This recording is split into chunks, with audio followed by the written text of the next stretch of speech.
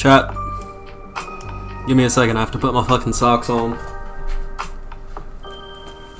It's actually really funny. I'm gonna explain it when I go on cam, but just let me put my fucking socks on, and I'll be on. Is she safe? Is she alright?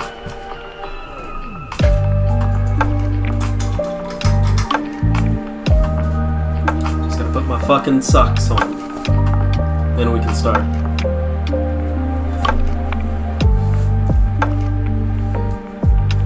So you have to get my socks on so it isn't gay whenever I cover all this gay shit today. Indeed. Gotta make sure we're all good and good, nice and straight.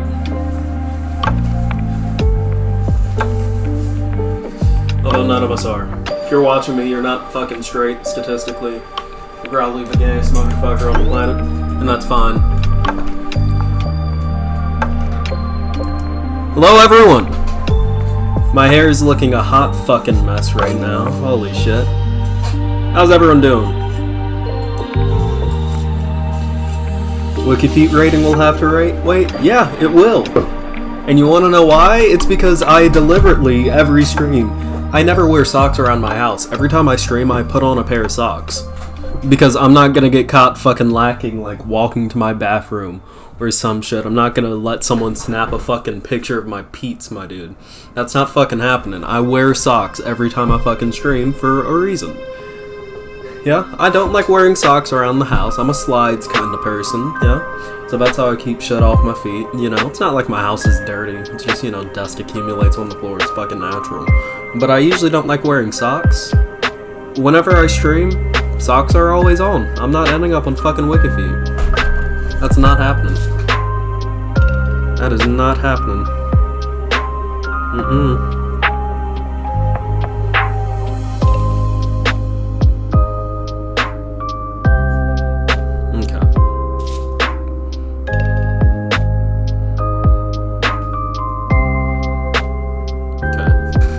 Now my announcements are sent out. Did anyone fucking watch Nimona? On Netflix, did anyone watch Nimona? Oh, that's why you're so worried about socks? Yeah. Because the issue was, this is lemonade, by the way, not... It looks like almost white in here, if this is lemonade. The reason why it took me so long to find my fucking sock is because I could only find one pair, and like not another matching pair. It was really annoying. What about Wikipedia? I'm not on there, and I will never be on there, because I'm not letting my fucking feet get exposed. Fuck that shit.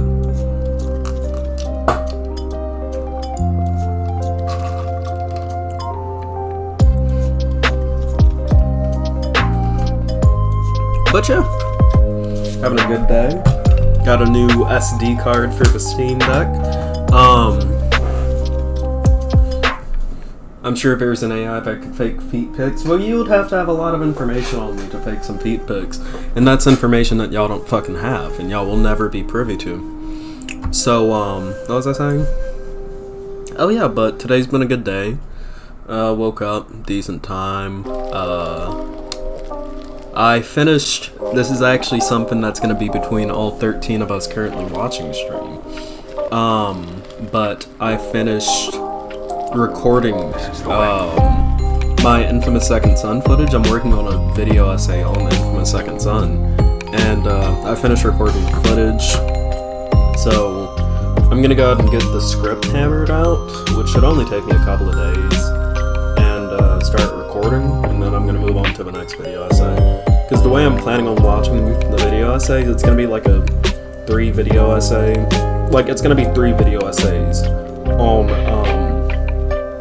like the launch of the separate video essay channel that I'm gonna be doing, because I don't want to have it here where I'm like trying to upload daily, kind of, even though it's kind of been a little weird recently since I haven't had streams to build it up. But I don't want to upload video essays here because they're just gonna get fucking buried. So I'm gonna start a new channel for my prepared content. Turn down music, please. Will do. Thank you for saying please. You see, it's politeness. of a radio wants to interview me for transing so hard. Just kidding, it's government oppression. Oh, I'm sorry to hear that. Infamous Second Son was such a good game. I never said it was going to be a video essay praising Second Son. Look, my opinions on Infamous Second Son are certainly damn, that music is loud. My opinions on Second Son range like this. I feel like Infamous 1 and 2 are some of the best written games narrative-wise, and you don't think about it. But what I largely saw in Infamous 1 and 2 was a story about a guy who's thrown into a situation where he has superpowers, and ultimately the choices that he makes are either being selfish or being selfless. And that was something that I saw was really interesting about Infamous 1 and 2. Like, the good and bad options weren't necessarily good and bad. It was more so about who Cole wanted to preserve. So he could either preserve himself and try to go for the people he loves and preserve them, or he could lay down his own life, which he ultimately ended up doing in canon. Or he could, like, lay down his life, his powers, ultimately put himself at a disadvantage to help humanity as a whole. And I thought that was really interesting, especially with Cole being, like, a conduit, someone who was superhuman. It was almost like, you know, what made him a human? What about him as a person made him human or superhuman, not someone who just has superpowers and thus transcends humanity and becomes disconnected? It was basically the ultimate question of, does Cole maintain his humanity? Or does he branch out, become a selfish monster, and ultimately end up severing his last connection to humanity, that being through his friend Zeke at the end of Infamous 2, and going on to become the Beast and commit a genocide against humans in order to preserve other people like him? And I thought that was really interesting. And then Infamous Second Son came in and completely fucked it. Which is what the video essay is going to be about. What song was playing that slapped? I will post a link to this in the comments. I think the last one was Into the Trap with Mick Helvin. There we go. I never played Second Son. I was never able to afford a PS4, but Infamous 1 and 2 are based. Yeah. Nimona, best PG movie of the 2020s? We'll have to see. We'll have to see. That's the thing about movies like that. We were so early into the 2020s. It's only 2023. And we have to see what other PG movies come out. I will definitely say, though, that as a story, Nimona is one of the best movies to come out in a while. And even though, like, the way Blue Sky died as a studio was fucking sad, I'll be honest, I think streaming was the best place for Nimona to release, just due to, like, a multitude of factors. Like, if a bunch of people caught on to the fact that Nimona has strong queer themes, which it fucking does, obviously it does, anyone who's seen it, without spoiling it. But Nimona has, like, some very strong queer themes, and if fucking CHUDs caught on to that, they definitely would have, like, protested some fucking movie theaters or some shit. And on top of that, a lot of movies releasing in theaters aren't doing too well. Like, fucking Ruby Gilman, which released the same day as Nimona, bombed, dude. That movie fucking bombed. Like, ass. That movie fucking... It was like a blip in the fucking water. That movie did not do well at all. And then the new Indiana Jones movie didn't do well either. So honestly, Nimona not releasing in movie theaters was probably for the best. And I'm glad that it gets its time to shine on streaming, because it was a phenomenal movie. We're more than a year, over a quarter of the way through.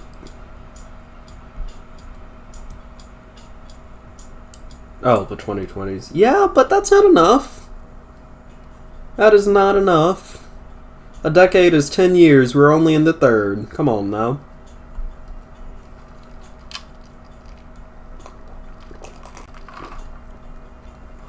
In Glasgow, we have the biggest cinema in the world, and it's dying. Yeah. Like, I honestly think, unless it's... Which I don't think this movie fucking like, death is gonna apply to all movies. Like, we saw this recently with Spider-Verse. Spider-Verse came out really fucking popular. Did phenomenal at the box office. And I think that we're even gonna see this with Barbie and Oppenheimer. Like, personally, I do have a dog in this race. I'm going to see Barbie. I don't really care about Oppenheimer all that much. I'm not a big, like, effects person. I care about story and, like, weird fucking artistic aesthetic bullshit. And I think Greta Gerwig, dude. It's Greta fucking Gerwig. You cannot... Hold up. Dude. Greta Gerwig is so fucking famous, dude. She ended up in the goddamn Ghost and Molly McGee, a show that I tried watching. I didn't really get into it, but I thought like the first season was kind of it was decent. It's just not my cup of tea. But Greta Gerwig had a fucking cameo in that, dude, in a fucking Disney cartoon. Listen. Greta Gerwig's Barbie, I'm gonna be there on opening day. I'm not even fucking lying. I'm not even fucking joking. I'm gonna walk up to that theater and I'm gonna be like, 1 ticket to Greta Gerwig's Barbie, please. I'm gonna watch the fuck out of that movie. It looks hilarious. They were unable to run the Mario movie there? Jesus. Ruby Gillman wasn't helped by the trailers. The trailers completely just fucking show the plot of Ruby Gillman. Like, I watched the trailers. The only reason why I would have gone to see Ruby Gillman is just because, like, the animation looked nice. That was it. That's the only reason to go see Ruby Gillman. Because, like, the plot was spoiled by the fucking trailers. So... And I know a lot of people say that about trailers. Like, oh my god, the plot, you know, trailers spoil the plot. And that's not always true, you know? Like, the trailer of fucking Spider-Verse 2, Across the Spider-Verse, didn't spoil the fucking full plot of the movie. You just knew there's gonna be a big fucking chase scene, and Miguel O'Hara is gonna try to, like, run Miles fade. That's the only thing that you found out.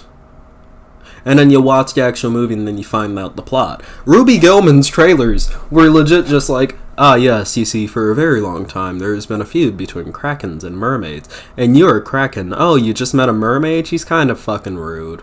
And really popular, but kind of fucking rude and patronizing. Anyways, let's show a clip from the final fight scene. Like, what the fuck? You can't do that to a movie. Also, we will be starting segments soon. It seems like this is going to be a 20 Andy stream, which is fine.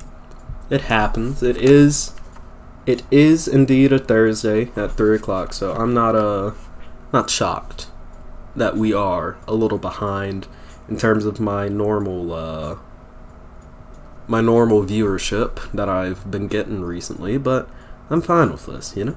It's life. And we're gonna get to some real funny fucking segments soon. But yeah, what the fuck is this?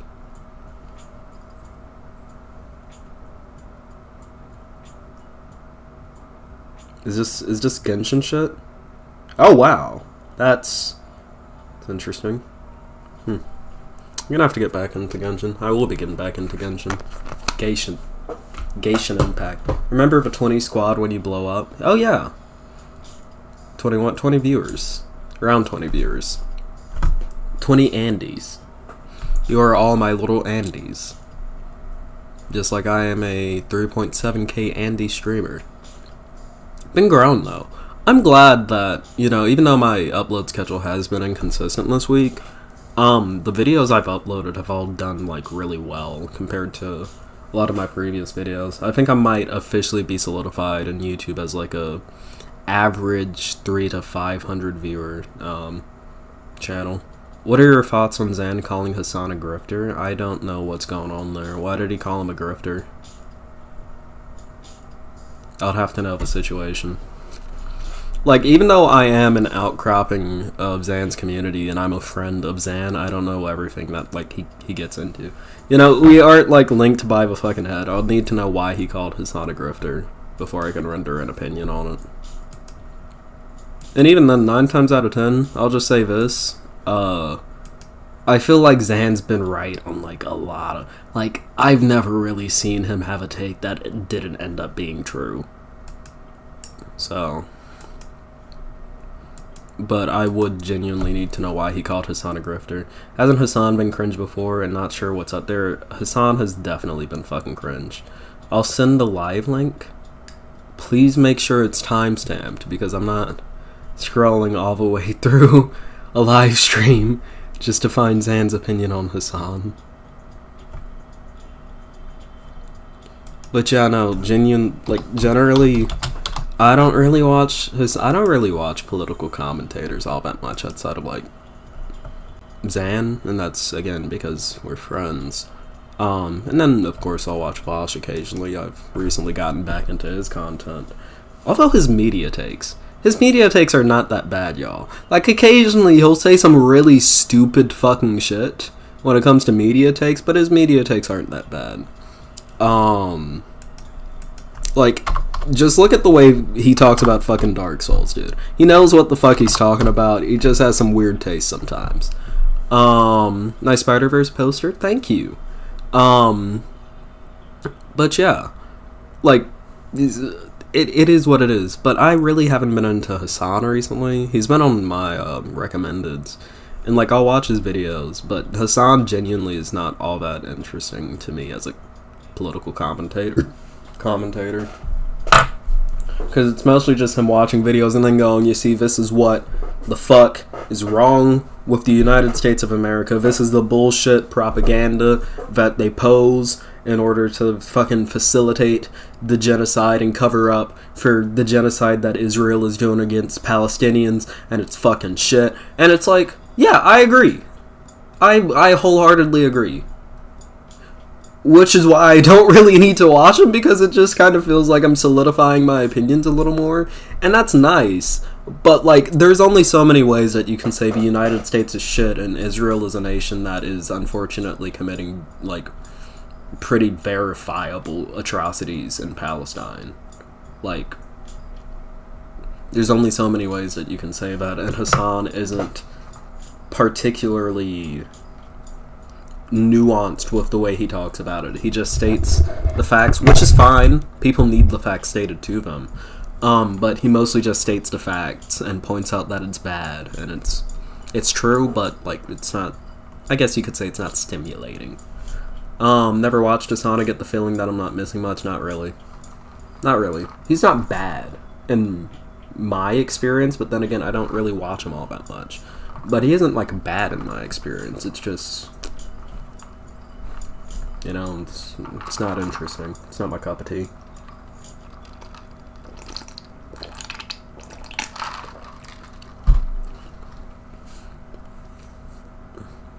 Worst boss take is MLP is bad. MLP fucking sucks.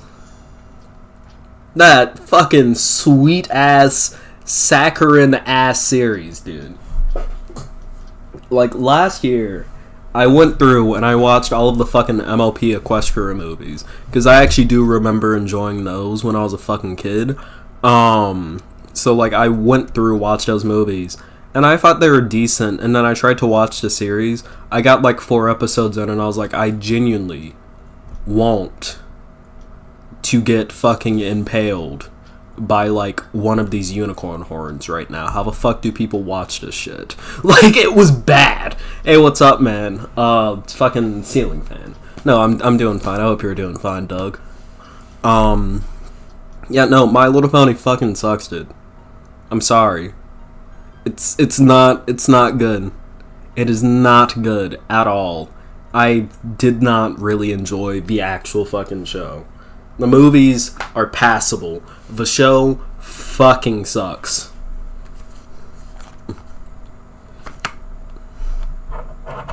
Probably because you aren't the target audience anymore. Probably. Yeah.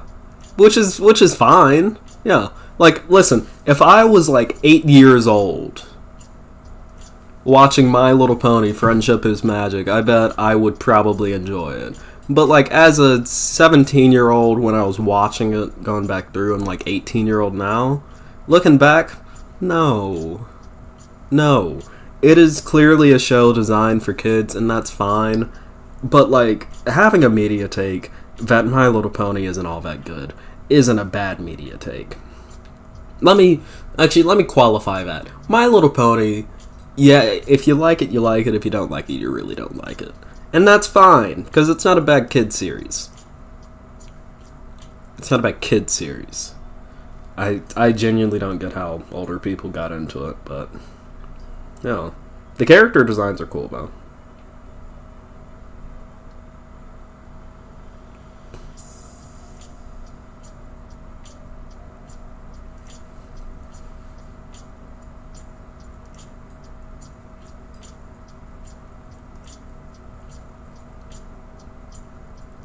Gotcha.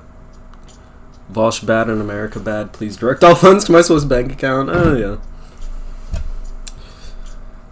How dare you attack me, childhood. FM Aslos, thank you for subscribing to the channel. How do grown men enjoy watching a show about cartoon horses? It can be comforting for some people. Don't judge people based on the demographic that they are in watching what they watch. Judge them based on their character, not their characteristics. Smart. Yeah, who they are as a person, not what they are as a person, indeed. Cozy Animal Crossing music that helped me find my Nintendo Switch. That sounds nice. That sounds lovely. How about we close out the Star Wars lo-fi? Let's listen to this as we stunlock. I feel like there is one more stunlock that I knew I wanted to go on, and I'm forgetting it. Shit. Because I do just like sitting and talking sometimes.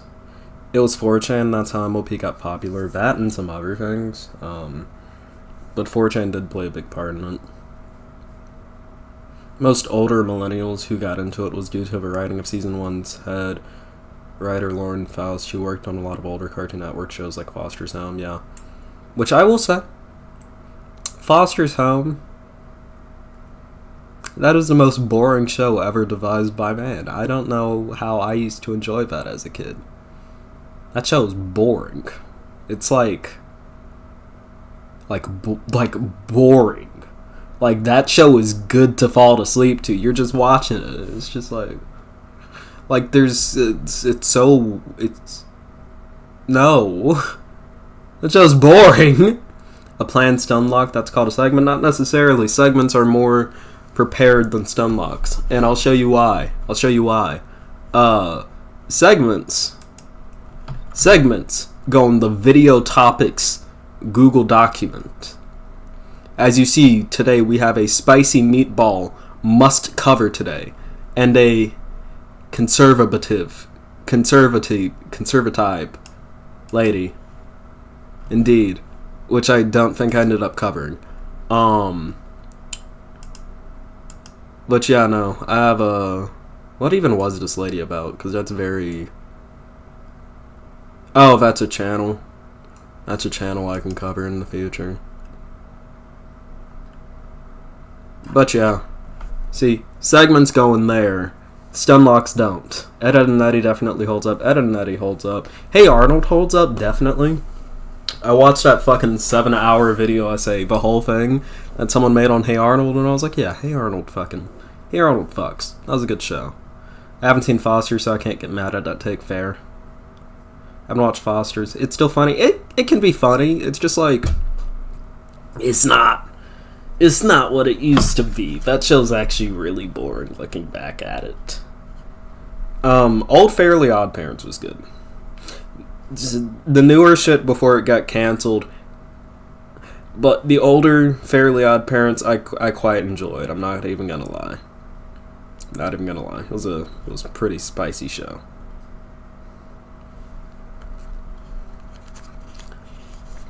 Pretty spicy show. But yeah. So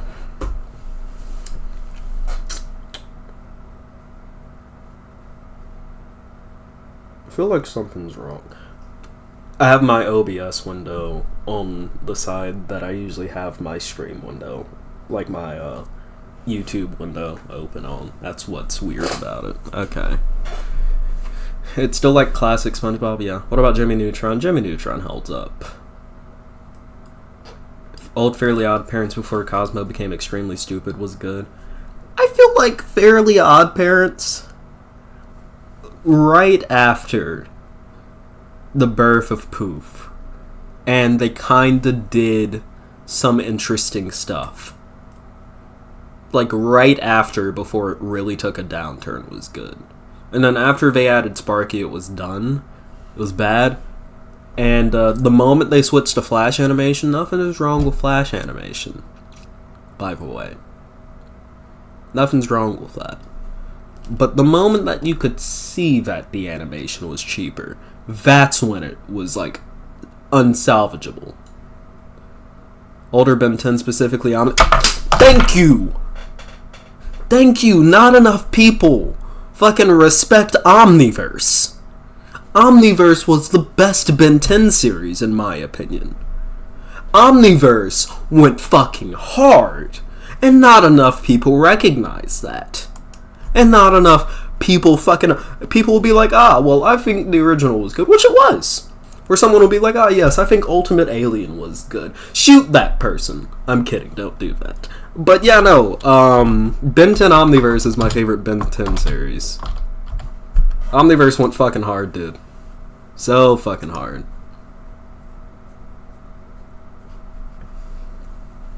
Which I think it might be like the art style why people didn't like fucking Omniverse. I don't see why.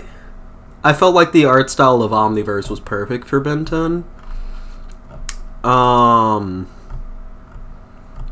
It was, you know. Fairly Odd Parents got rid of Vicky, and apparently the dad knows Timmy has fairies now. Of course, because why not? Does Danny Phantom still... Yes. Danny Phantom is amazing. I remember cringing as a child at their jokes. The jokes were corny, but Danny Phantom as an actual series, I feel like it wasn't really a little kid series. It was more like a fucking teen series almost. Danny Phantom was good as fuck, and still is good as fuck. I rewatched classic Ben 10 and it's good for entertainment, but it's definitely aimed for children. Yeah, Ben 10 is one of those shows that was absolutely designed just to sell toys to kids. And then it ended up getting really popular because it was actually pretty good. What was I gonna say? Oh yeah, I was too young for Ren and Stimpy. Same here. And even then I wouldn't have fucking watched it. Especially knowing what I know now, that fucking John, I think Crick-Falusi is his name, like the creator of Ren and Stimpy is a fucking nonce. Like, yeah, no, fuck that show. What was I gonna type in? It was gonna be, yep. You know what show fucking sucked, though? You know what show was genuine? Listen, I'm sorry, if you like this show, you need to seek mental help. No. You need to go to a retirement home. Doug. What motherfucker genuinely enjoyed watching Doug? Tell me. Who liked Doug? Did anyone here like Doug? Show yourself. Speak if you like Doug and defend Doug. Butch Hartman has his beliefs and I don't have to accept them, but he's still entitled to them, yeah. The fuck is a Doug? And not the Chatter Doug. The Chatter Doug is cool. I mean the show Doug. I've never seen an episode of Doug, to be honest. Listen, if you've ever seen someone fucking fall off, not even fall off a ladder, if you've ever, driven past a retirement home, that's basically the vibe of Doug. It's the most boring fucking show ever. It was really boring.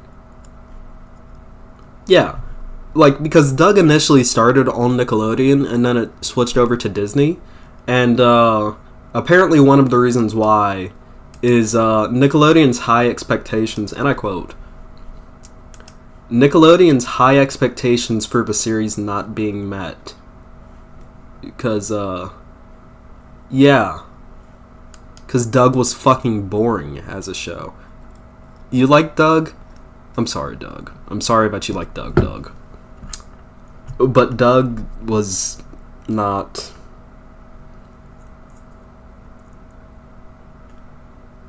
Not...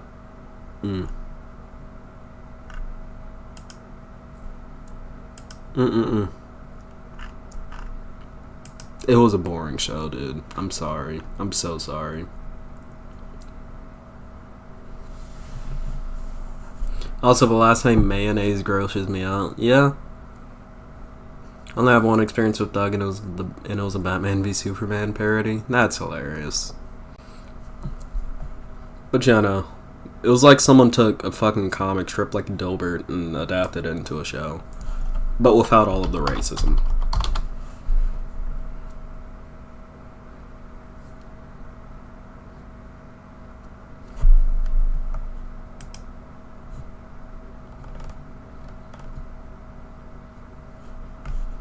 Yeah. Young millennials love Doug for nostalgia purposes, and that's really, from what I can tell, yeah. Yeah. Anyone who's ever fucking had to sit through a Doug rerun knows how fucking boring that show was. I remember Quail Man episodes being cool. Who the fuck is Quail Man?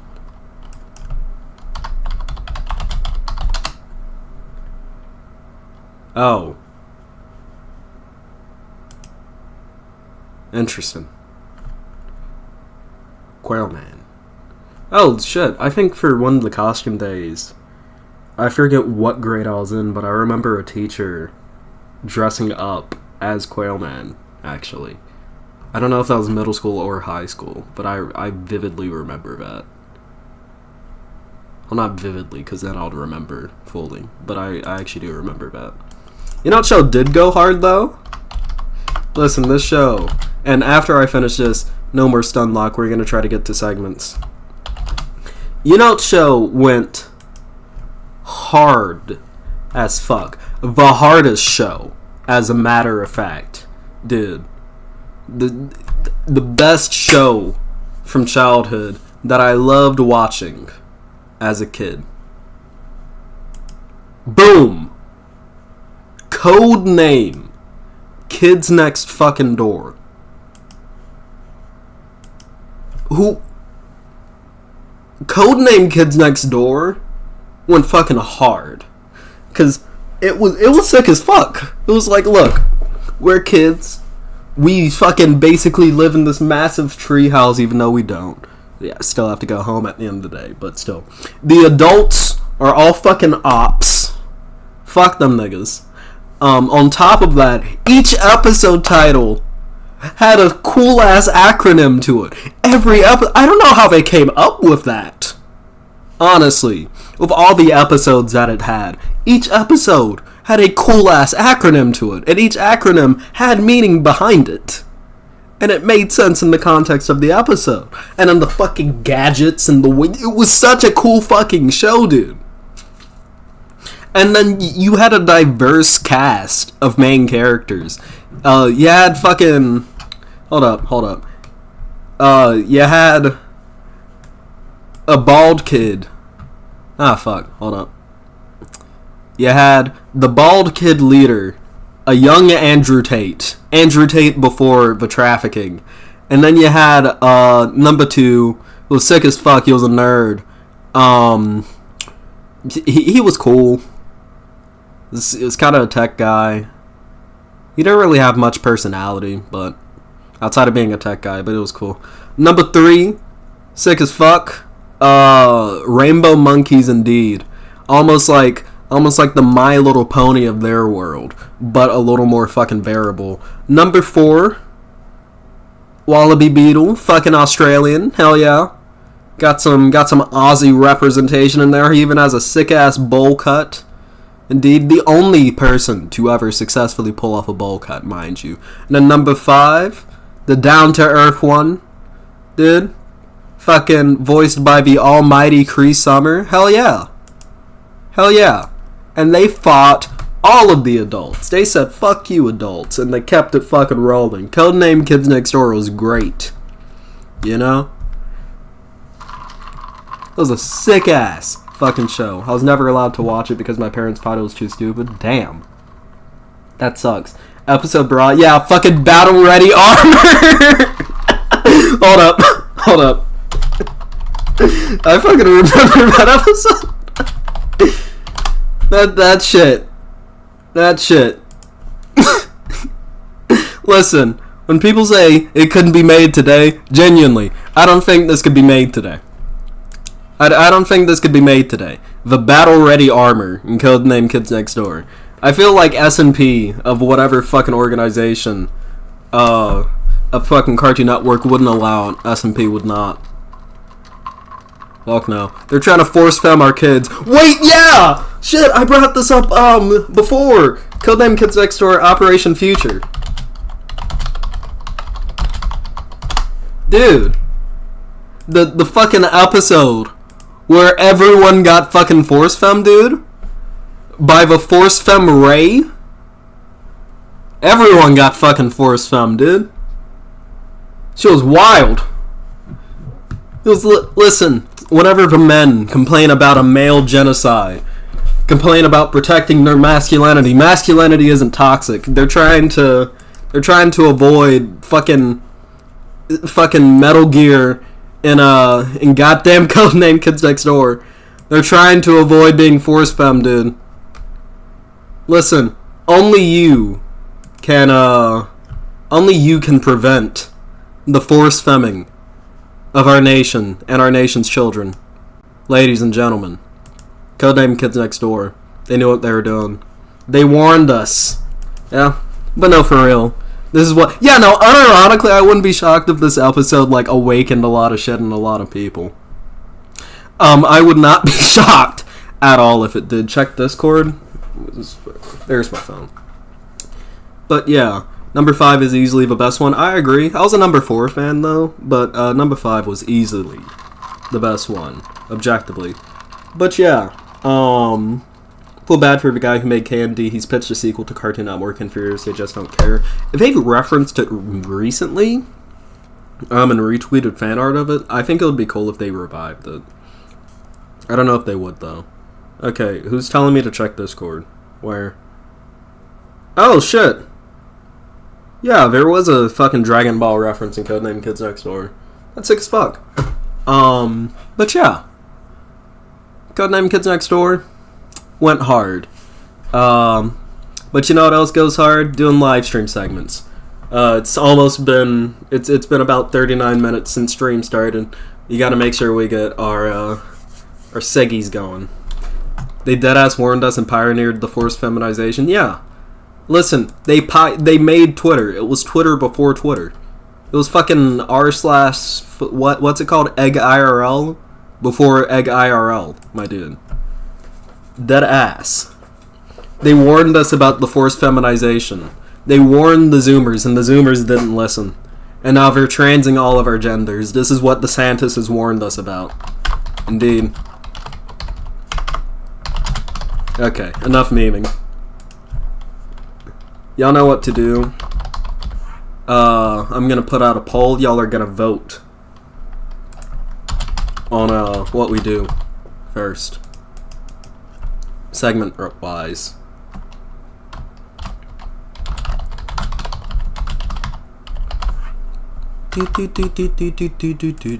Also, I heard Anna Cap's sparing got up to some shit. What's going on? Isn't she going on like her whole fucking anti-trans art? What the fuck's up with that?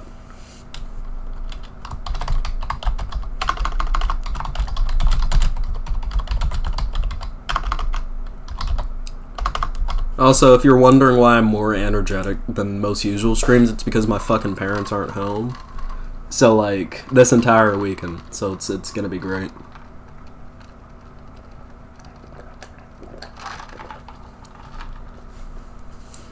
Are any of the Segi sad? I feel like the drama channel one might be slightly sad. Just because of, like, the subject matter might be a little heavy. Like, just kinda adjacent to what we're covering. But it's not gonna be like last stream where we had, like, 2 mad as a segment. I'm now 2 views based. Anna did I Left a Left. Sitch and Adam? Wait, what? Anna?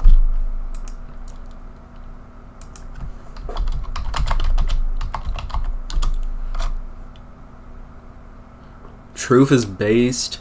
Hyperpartisanship is cringe, featuring Young Turks host Anna Kasparian.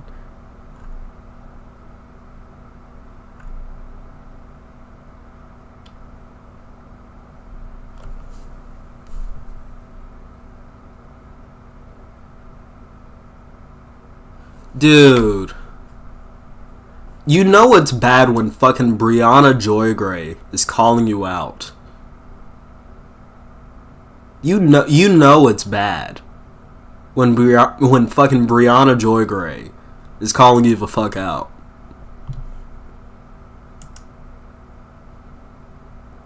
Oh God. Come on, Anna. Come on, Anna. Can't be doing that, Anna. Really? Y'all want to see DeSantis? The Skullgirls video is going to be much funnier. That's going to be a much better way to start off. Unless y'all really want to see DeSantis getting, like, sitches and PSA sitch. Yeah. Yeah. But yeah, no. I feel like the Skullgirls segment is going to be one of the funnest ones. Because it's a bunch of people getting angry that, like, the fucking developers of Skullgirls removed, like, the fucking panty shots of, like, a character who's a minor in the game. It's like, okay. Okay. Anna being mad that people use the term birthing person as it's been getting her. It's been getting her pushing hard against the left. Okay, I get what you mean. Well, I already saw that, and to be honest, your Skullgirls is barely news. I know it's barely news on, like, what's going on with them fucking changing the shit in the game. Like, that isn't news in of itself, but the way that people have reacted is news, because it's a bunch of fucking coomers going like, no, you removed my porn! You removed my porn from the game! How else am I supposed to fap? It's like, it's a bunch of fucking coomers, dude. I don't know what to tell you. I don't know what to tell you. Exactly, end on a high note, I guess. Yeah, I'll let the vote go until, I'll say 4:16, so that's about 2. I'll say 4:17, so that's about 3 minutes. I was gonna do 4:16 originally, but I can't do that. Because you people are gonna make your fucking jokes. Your fucking 4:16 jokes. You horrible people. Horrible people. I'm finally catching a pillow stream. Indeed you are, Doc Chicken. Fuck yeah, and on a high note? Okay. Yeah. Then we'll sandwich it. But yeah, no. The Skullgirls segment is gonna be funny. Also, DeSantis getting blown the fuck out is also gonna be a good segment. Honestly, I don't think there's going to be much change in the poll from here on. So we're just going to cover DeSantis first. The porn will still have the porn will still have all panty shots to your heart's content. Reactionaries get mad at anything. Yeah, literally. They do. What's your joke? If you don't know what 4:16's joke is, then you don't know. Listen, if you don't know, you don't know. You don't know. Why not 4:20? That's too long, and we don't have enough people to wait for a vote that long. What was I gonna say? Oh yeah, but like, legit, the fucking Skullgirl shit is so dumb. And even then, even if you still want to see, like, those fucking 5 frames of that character, Google still exists. So they're just pissed that they can't fucking beat to it anymore in-game, which it's not like they were. I think the main meme going around now is like, oh, like, Skullgirls fans when they finally play the game for the first time. Like, a lot of people who actually like that game don't even play the fucking game, it seems. It's just people fucking cooming to it. It's like stop fucking cooming to it. You fucking coomer. Fucking COOMER. Coom. By the way, how is this Animal Crossing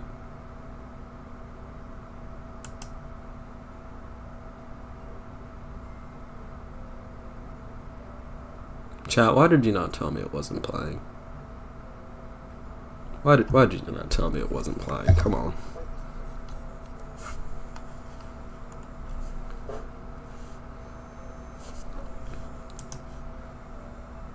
Okay. Let me open these. But yeah, no, this has actually been a really nice turn of events in the whole DeSantis saga. So, I'm very excited to share it with y'all.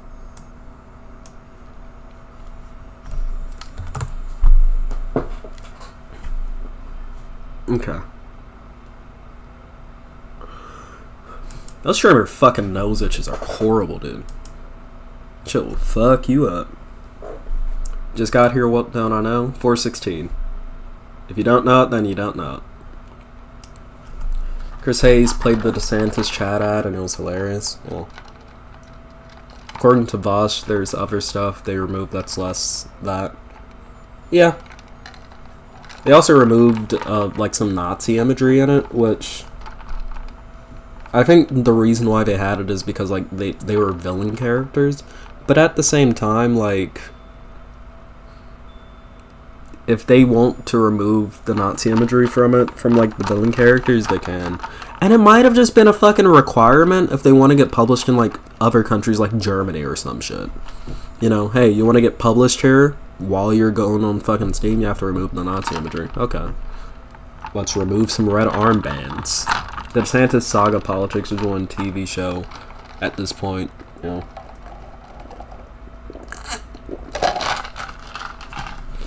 You think we're gonna see the Santa ad around Christmas? I hope the Santa's the fucking...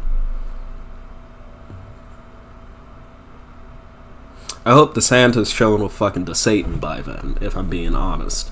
But, you know, we'll have to see. We'll have to see.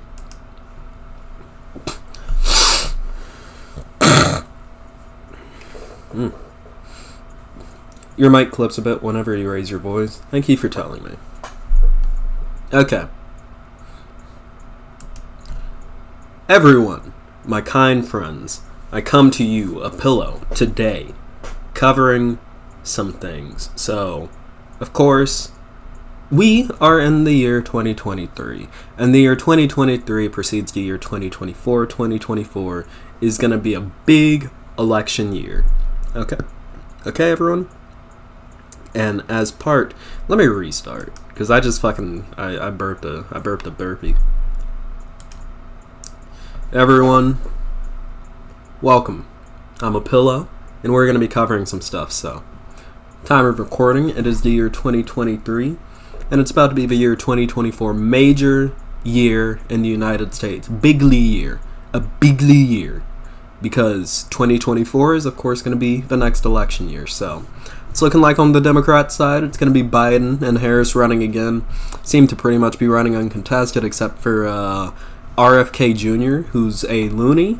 And is not going to win the primary. So it's going to be Biden, Harris on that side. But on the Republican side, we're between two dudes. We're between the former guy, Donald John Trump, indicted on federal charges, of course. He's a federal indictee, okay? I can't say he's a criminal, but he's a federal indictee, yeah? And then you have governor of the worst state in the union, Florida, okay?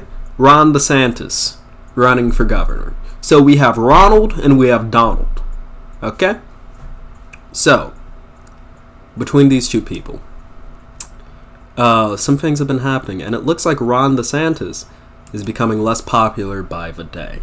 So, Ron DeSantis has a very interesting campaign strategy, which I'm only going to show by displaying this clip that comes to us on Twitter. So, this is coming to us from Benjamin Ryan.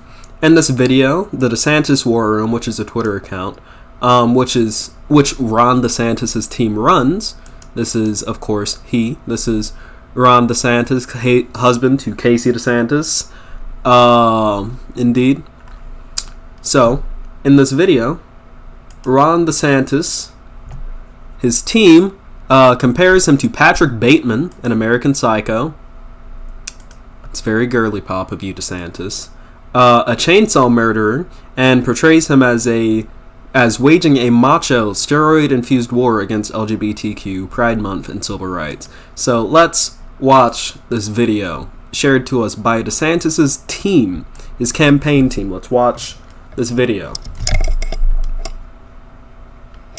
I will do everything in my power to protect our LGBTQ citizens. If Caitlyn Jenner were to walk into Trump Tower and want to use the bathroom, you would be fine with her using any bathroom she chooses. That is correct. In the future. Okay, so let's look at some of these. We have Fine with her using. I do have to pause. I think this has copyright music in it. As we celebrate LGBT Pride Month and recognize the outstanding contributions of LGBT people have made to our great nation, let us stand in solidarity with the many LGBT people who live in dozens of countries worldwide that punish, imprison, and execute individuals. At Real Donald Trump. Weird tweet to see coming from this guy, but you know what?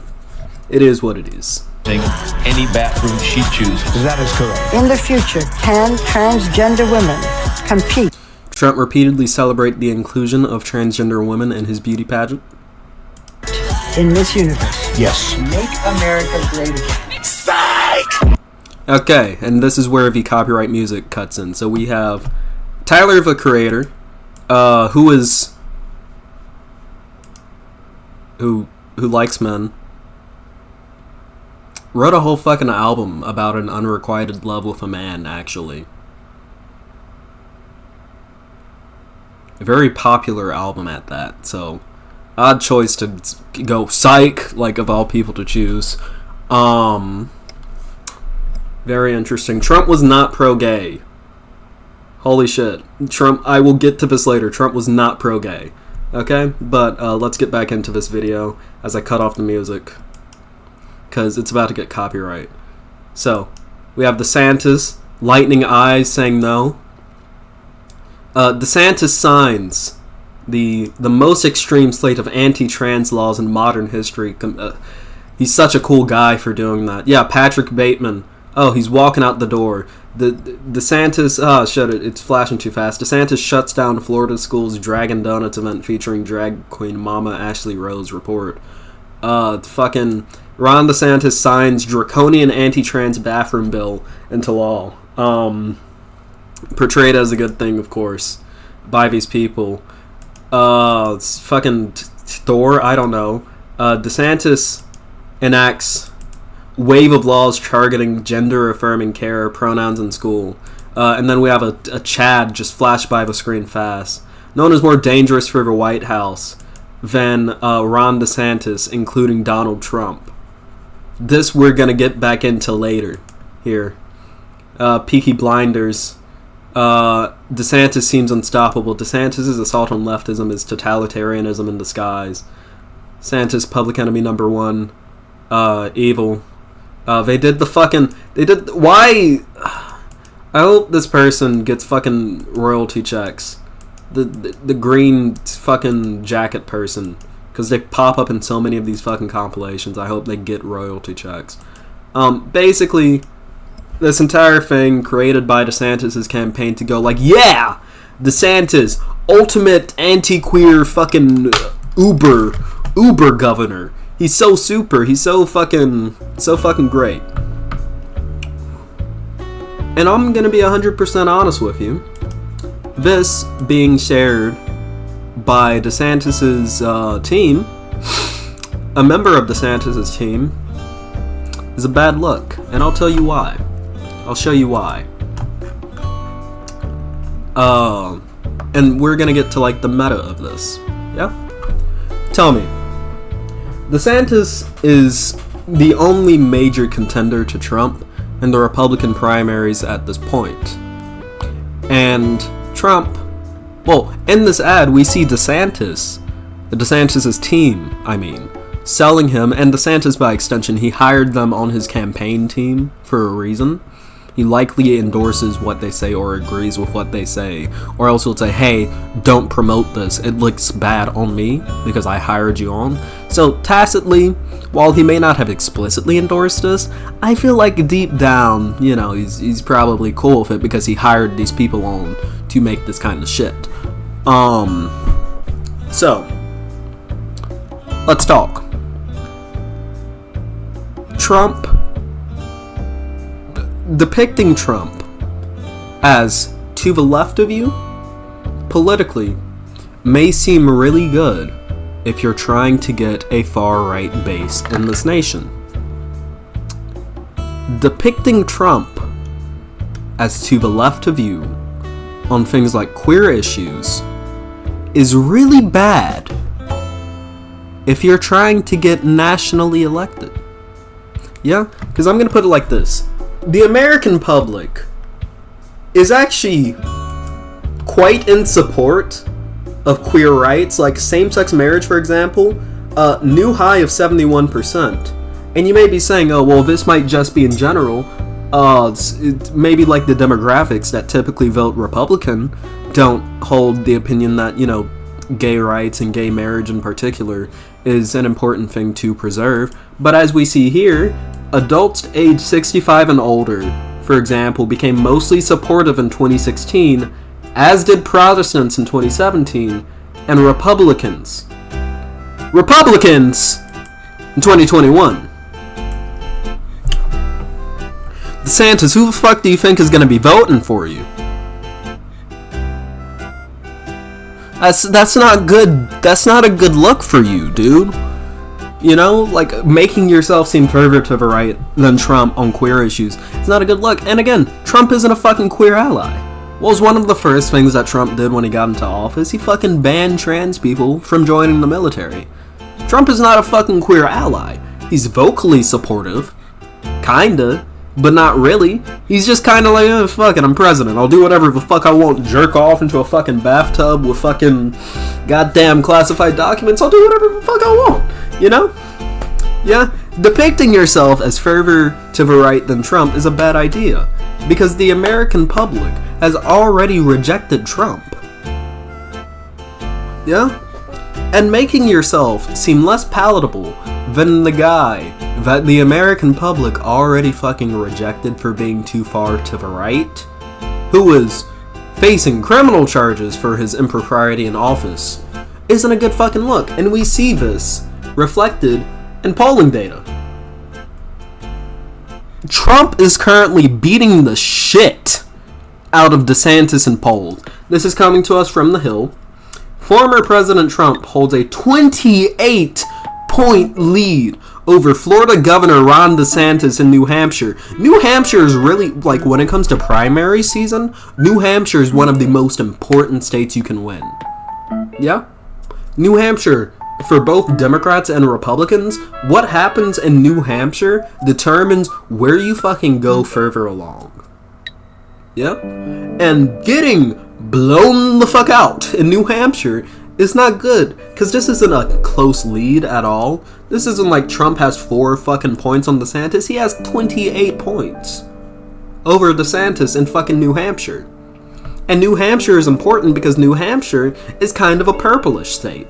Are there Democrats in New Hampshire? Yeah. Are there a lot of Republicans in New Hampshire? Yeah. New Hampshire's, it typically votes blue in presidential elections. It can vote red, but it's kind of like a purplish state. If you're getting led by 28 points in New Hampshire, you're fucking done. You're done. Yeah? We have this from NBC News. DeSantis' GOP support declining in new NBC poll, as we see here. Yeah? Here we have a picture of Ron DeSantis looking just... He looks fucking constipated here. He looks like he shit his pants. He's just like, oh, Casey, I shit my pants. I shit my pants, my penis was sour. Fucking Jimmy Carter had us. But yeah, no. He looks like he shit his pants, and probably why is because he's getting blown the fuck out. In our new poll, Trump gets support from 51% of Republican primary voters, which is the important demographic. The primary voters. That is a really important demographic. when it comes to, you know, winning the primary. You want the people who are actually going to be voting in the primary. While DeSantis gets 22%, followed by former Vice President Mike Pence at 7%, former New Jersey Governor Chris Christie at 5%, and former UN Ambassador Nikki Haley at 4%. And what this tells us is a couple of things, yeah? You don't need a lot to take some of these states in the primaries, especially Republican primaries. One of the most important states for the Republicans in particular when it comes to primaries, and in general for Democrats too, but Republicans especially, is South Carolina. South Carolina is winner take all. Trump won the South Carolina primary with around 30%, and he took all of those delegates. The reason why he didn't get beat is because Marco Rubio and Ted Cruz split the vote. If one of them were out of the race, most likely Marco Rubio, because who the fuck is voting for Marco Rubio? But if Marco Rubio wasn't there, all of those votes likely would have went to Ted Cruz, a majority of them, and Ted Cruz would have won the primary. But he fucking didn't. Yeah. And we see this vote split happening here too. Because I'll tell you, a lot of these primary voters, they want someone who's going to look more stable than Trump. And if you are a primary voter, as a Republican, it's one of two things. Either you really fucking love Trump, because the Republican Party has largely consolidated around Trump, even though there are people trying to fucking claw the GOP base out of Trump's fucking mouth. Yeah? Yeah? Either you really love Trump and you're gonna vote for him, or you really don't like Trump as a Republican voter, and you aren't gonna want someone who's further to the left. Who's further to the right than Trump. Yeah? The people out here voting in the Republican primaries for fucking Nikki Haley and Chris Christie, and especially Mike Pence, I'll tell you one thing. These people probably aren't gonna go to Trump, especially a Mike Pence voter. Fuck no, they aren't voting for Trump in the primary. But I'll tell you one fucking thing. Ads like this bullshit that we saw here. Yeah, ads like this bullshit from DeSantis' campaign team that paint him as further to the right than Trump, as more conservative than Trump, aren't going to help you electorally, DeSantis. The American public rejected Trump already. Painting yourself as further to the right doesn't fucking help your case. Yeah? But I'll tell you who it does help. Me, nigga. It helps me. It helps people like me. It helps people in my political camp. It helps queer people. It helps all the fucking people that you hate, DeSantis. Because I'll tell you why. Your dumbass has shot yourself in the foot electorally.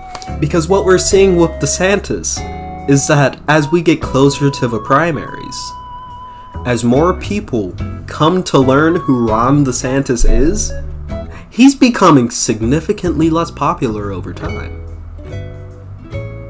Every little thing he does, every little anti-queer piece of legislation he passes, every fucking abortion bill that gets talked about, especially the extreme ones, like the ones that he passed in Florida, the more that comes up, the less popular he is. Yeah? And the thing is, you can't really be so sure that you're gonna even win all that well among a lot of Republicans, DeSantis. Look at what happened in Kansas recently during the midterms. Or, not even the midterms, but when they had the vote on the, I think it was the abortion clause in the Constitution of Kansas. Kansas is a pretty red fucking state. When they had that vote, a lot of people came out to vote in favor of protecting abortion in the state of Kansas, and abortion rights were protected in Kansas because a lot of people came out and voted against the repealing of what was protecting abortion in that state. In red states, people want to protect their rights. A 6-week fucking abortion ban in Florida isn't gonna make you look good to people. You dumbass. And look, I'm all for DeSantis being a dumbass. This helps. Be a dumbass. Be unelectable. It's hilarious watching his campaign crash and burn because he's too much of an terminally online 40-year-old disconnected idiot to realize the fact that what he's doing is making himself wildly unpalatable to the average American voter. If you are less palatable to the average American voter than Trump, you're done. You're done. The only reason why you should be less palatable to the average American voter than Trump, or less popular than Trump, is just because you're a less popular politician like Nikki Haley. Nikki Haley isn't at 4% because she's fucking insane. Nikki Haley's at 4% because she's fucking Nikki Haley. Who gives a shit? Yeah? Ron DeSantis is becoming unpopular, not because Trump is becoming more popular, but because people are looking at DeSantis and realizing, holy shit, this guy's fucking insane. Yeah? And I'll tell you what this is. For the average American voter, what this is going to be. And I'm going to end off after this. American voters are going to look at DeSantis like this. They're ever going to look at him and they're going to go, I don't really care. That's one. Two, they're going to look at him and they're going to go, oh, he's a Republican. I don't really like the Republican Party anymore, so I'm going to vote against him. Because we saw this in the midterms. People on the left and on the more liberal side of the aisle are getting politically activated by the actions of the Republican Party. So, like, you can't even really coast anymore as a Republican as people not getting out to vote, because people are starting to get out to vote now against the Republican Party. So you either have people who are disaffected, you have people who know about them, don't like them, and will likely get out to vote against them. And then you have two other parties, yeah, of the average American voter. Not the DeSantis stand. The people that he wants to bring over, that he should be bringing over if he actually wants to stand a chance electorally, and that he probably isn't. There are people who who probably think that DeSantis is on the same playing field as Trump. And again, the average American voter doesn't like Trump and views him as a threat. For good reason. They're gonna vote against him in that. And then the last people are people like me. People who realize that DeSantis is a worst case scenario. Like the ad said, like the ad that fucking DeSantis put out touted, that DeSantis is a bigger threat if it will play. But that the ad touted that DeSantis is a bigger threat for the United States than Trump was. If I can find it. Yeah? That perception isn't going to die down as we get closer to the primaries. As DeSantis gets more popular, a lot more people are going to realize that DeSantis is just a smarter, more calculated, more vindictive Trump. And they're going to mobilize against him. I think that Trump is going to win the Republican primaries, but in the event that DeSantis wins the Republican primaries, I still think he's fucked. Because he has shown himself on his record to be further right than Trump. And that's not good if you want to get elected in a nation where you just pissed off a bunch of left-leaning, politically disaffected people. The Republican Party fucked up in the Dobbs decision by leaving abortion rights up to states again. The Republican Party fucked up. And the Supreme Court fucked up. Because what we're gonna see now is a lot of people who previously didn't give a fuck about politics now coming out because they realize, oh, our rights are in jeopardy. Yay, I'm gonna go vote. And you know what? Good on you, Republicans. You got what you wanted. You got what you wanted. You got some rights revoked. Very important rights. Yeah? You screwed over a lot of people. But your actions as a party, you showed your ass to the American public, And the average American voter isn't going to stand for that. And it looks like they aren't. So, get blown out. Go out. Thank you, Bluestone. I'm going to be changing my voter registration to red in Florida to sabotage DeSantis. Do that. I've said it before, I'll say it again. If you live in a red state where Democrats have like really no chance of winning, register as a Republican. You have no reason to vote in Democrat primaries if they can't really win in your state. Register Republican, vote in the primaries for the candidate that's less damaged, do damage control, and then go and vote for a Democrat in the actual election. It's simple. It's something that if you're in a red state that really has no chance of flipping blue, or you're in a red district that has really no chance of flipping blue, I would say it's a good thing to do. Because it makes sure that you can protect yourself in your own district and yourself in your state by making sure that the more extreme candidate doesn't win. With that being said, if you like this video, make sure to like, subscribe, hit that bell icon, join the Discord down below so that you can see when I go live and talk to me and hang out with people in the Discord and stuff. You can also follow me on Twitter, twitter.com/Rilapillow, or /Rilapillow. And you can also follow me on Threads.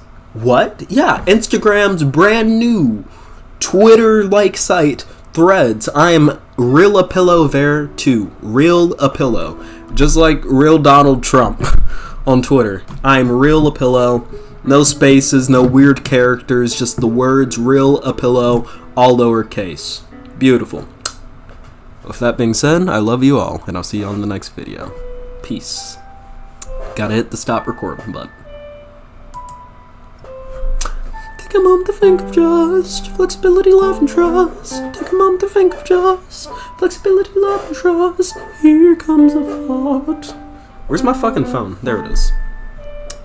Chat! What did we think about the Segi? What about Blue Sky? Who the fuck is on Blue Sky? Actually, I think that was the segment that I wanted to do earlier. Not the segment, but the Stunlock. I don't think Blue Sky is going to be viable anymore.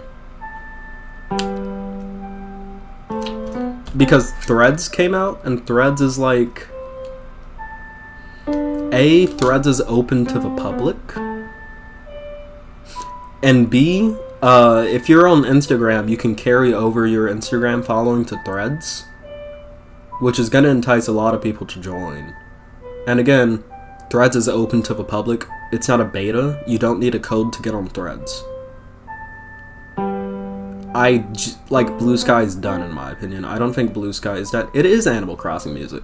It's Animal Crossing Lo-Fi. I can drop the link in chat. But, yeah, no, I genuinely don't think that Threads is gonna... I know Zan gave you the code. Yeah, Zan gave me the Blue Sky code, which I'm still gonna use it. Like, I'll put it like this. I hope that Blue Sky doesn't die, because I prefer Blue Sky over Threads just in my use of Blue Sky. But at the same time, I don't count on Blue Sky staying around much longer, just due to the launch of Threads. I feel like Threads is gonna kill Blue Sky, unfortunately.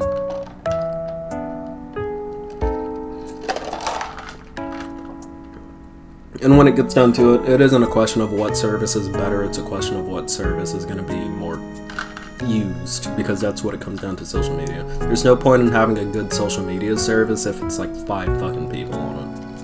It's segment gonna dip, hopefully I can come back, hopefully, and if not, segments get uploaded later. But yeah.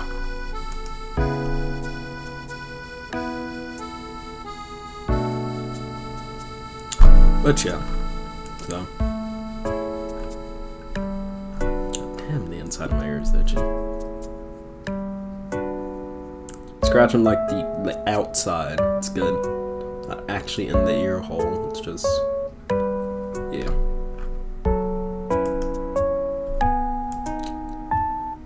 Oof. Okay, this hoodie's hot. I'm gonna strip. I'm stripping. I'm stripping on stream. Hell yeah. Hell yeah. Oh yeah. You can see the strip. Oh yeah. Look at that skin. Look at that lower back skin. Oh yeah. All of a stripping. I'm stripping on stream. Mm-hmm. Oh yeah.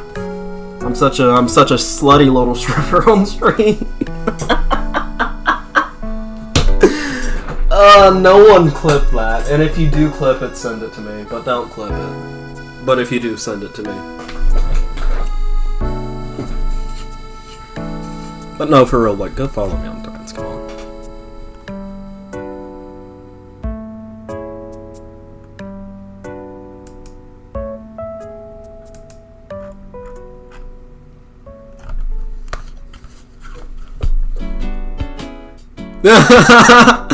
Ah, that's fucking hilarious. The battle for the top intensifies as Morgan Wallen's Last Night might be claiming the #1 spot, leaving Olivia Rodrigo's Vampire in its wake. And then you have Olivia Rodrigo looking fucking phenomenal here. Love her. Not really, I don't really listen to her music, but I've heard it's good. But she's looking phenomenal, and then you have Morgan Wallen here. Looks like a mugshot. Good. Fuck Morgan Wallen. His music sucks. That's one fucking issue, dude. That is one issue with modern fucking country music. Oh, yep, it was a DUI. Or intoxicated in public.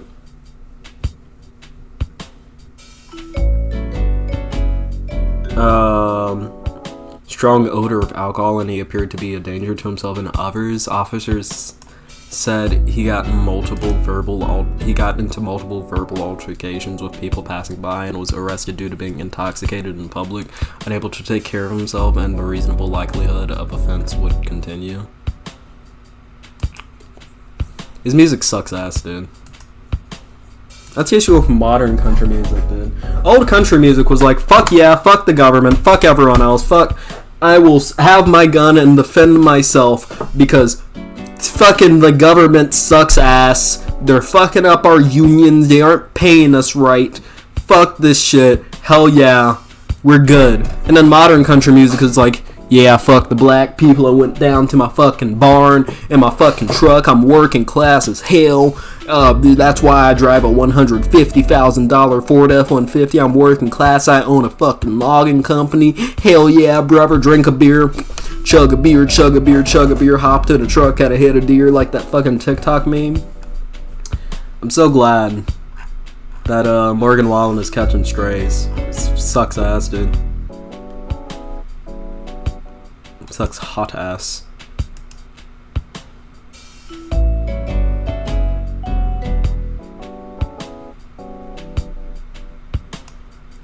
But yeah.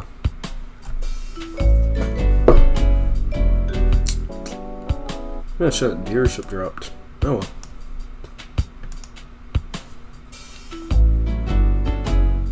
Okay, I'll do a poll.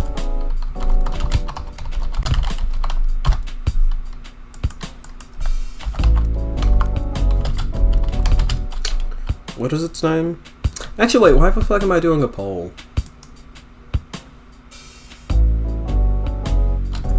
Because I'm gonna be doing Skullgirls last.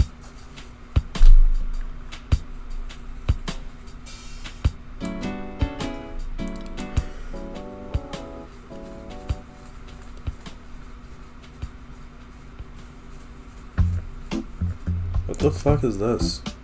Today, I will be hitting... It's just on my timeline.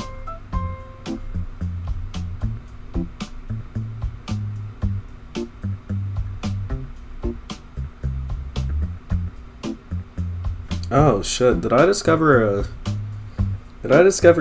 commentary channel? Hold up.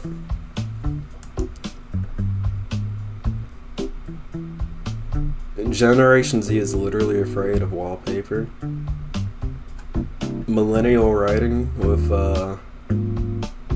green hair, fucking Rumpelstiltskin. Looks like he's playing Borderlands. Okay.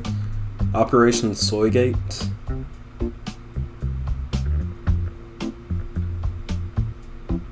Did I just find an interesting channel? Oh shit, wrong one. Did I just find an interesting channel? Are you an alpha, beta, or sigma male? Shredded nerd. Okay. That's interesting. Might cover that on a later date. YouTube has marked the stream as being about Skullgirls now? Really? Wow. What side are you on and shit? You'd have to tell me. Did you already do the worst new drama channel segment? No, that's gonna be the next one. That's gonna be the next one.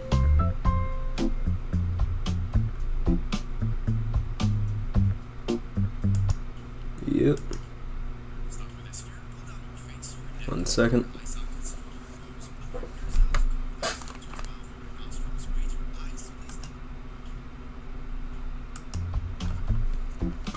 Alright.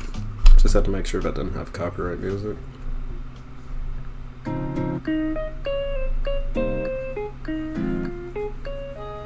Oh shit! Did I get some people following me?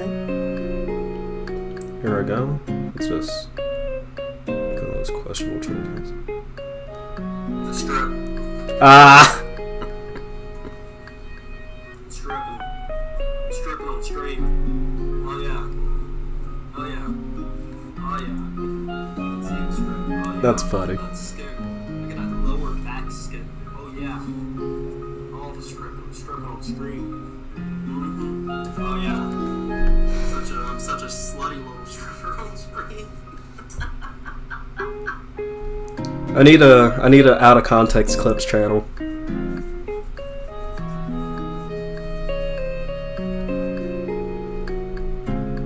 I really do need a out of context clips channel.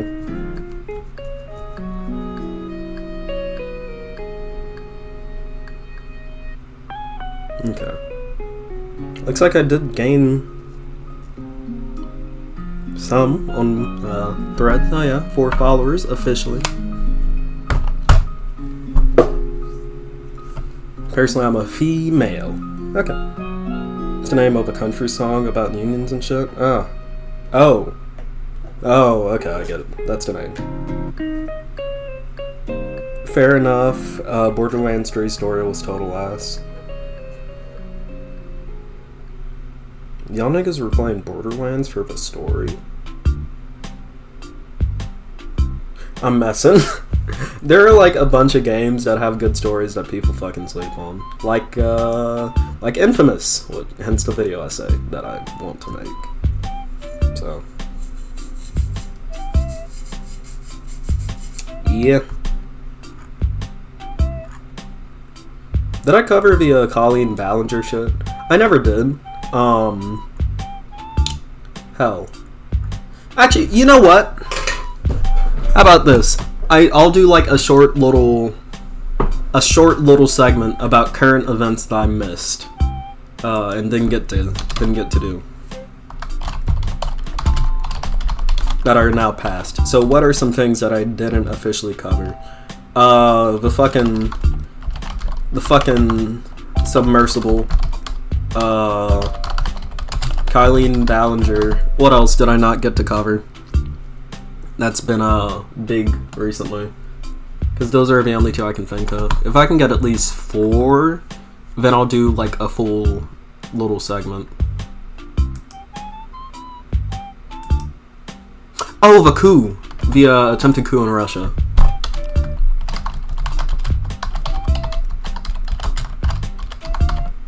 Almost coup. And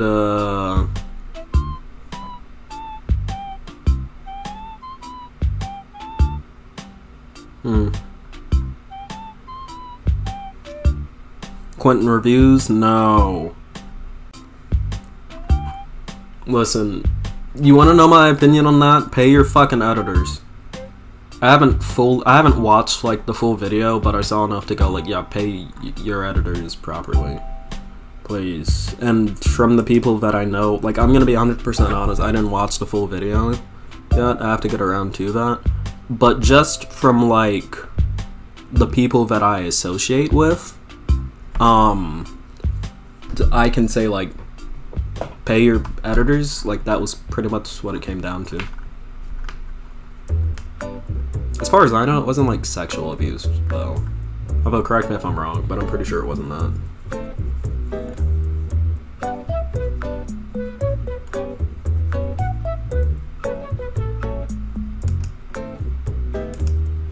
But yeah, is there anything else? Lightning round? Yeah, I can do it. Any thoughts on Anna? Anna Kasparian?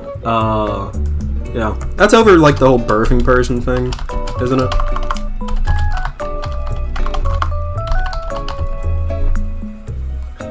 Someone, like, I'm pretty sure Anna's been, like, pretty mad about the whole birthing person thing. Which, like, listen, you genuinely want to solve, like, the fucking rhetoric around that? Just people who get birth. You know? I feel like I can get the apprehension behind the term birthing person, because I'm not gonna lie, it kind of just sounds like a gender-neutral term for fucking broodmare. Like, I'm not even gonna lie. But listen, I'll put it like this. I get the utility behind a term like a birthing person, and I'm not going to subtract from that. It's an important term, it's a term that should be used. I just feel like a better term would be people who give birth instead of birthing person. Because, like I said, birthing, it sounds like fucking Mad Max. Fucking, you have, I'm forgetting his name, but he has the fucking mask and he drinks fucking milk straight out of the fucking titty.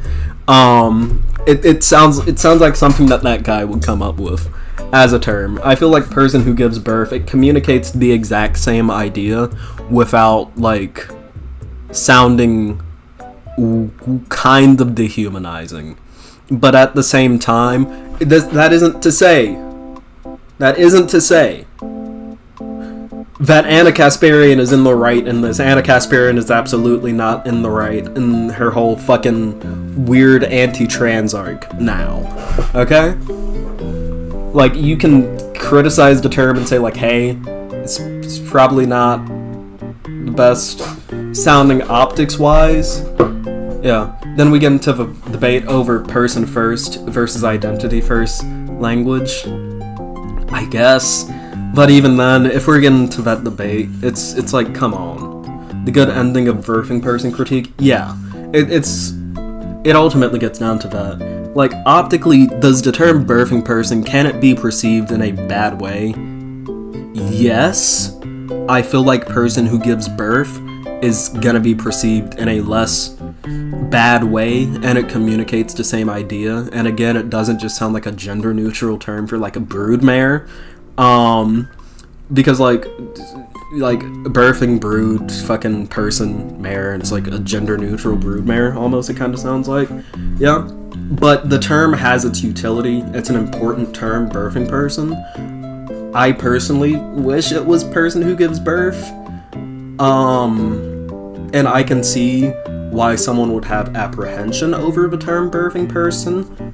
But if you're turning your apprehension for the term birthing person into a way to shit on trans people, you don't just have an issue with that term, you're just fucking transphobic and a piece of shit. They both sound weird, yeah. And that's just one of the kind of the fucking ways that language is constructed. There's really no fucking way that we can make a term that is like that is so heavily associated with like the aspects of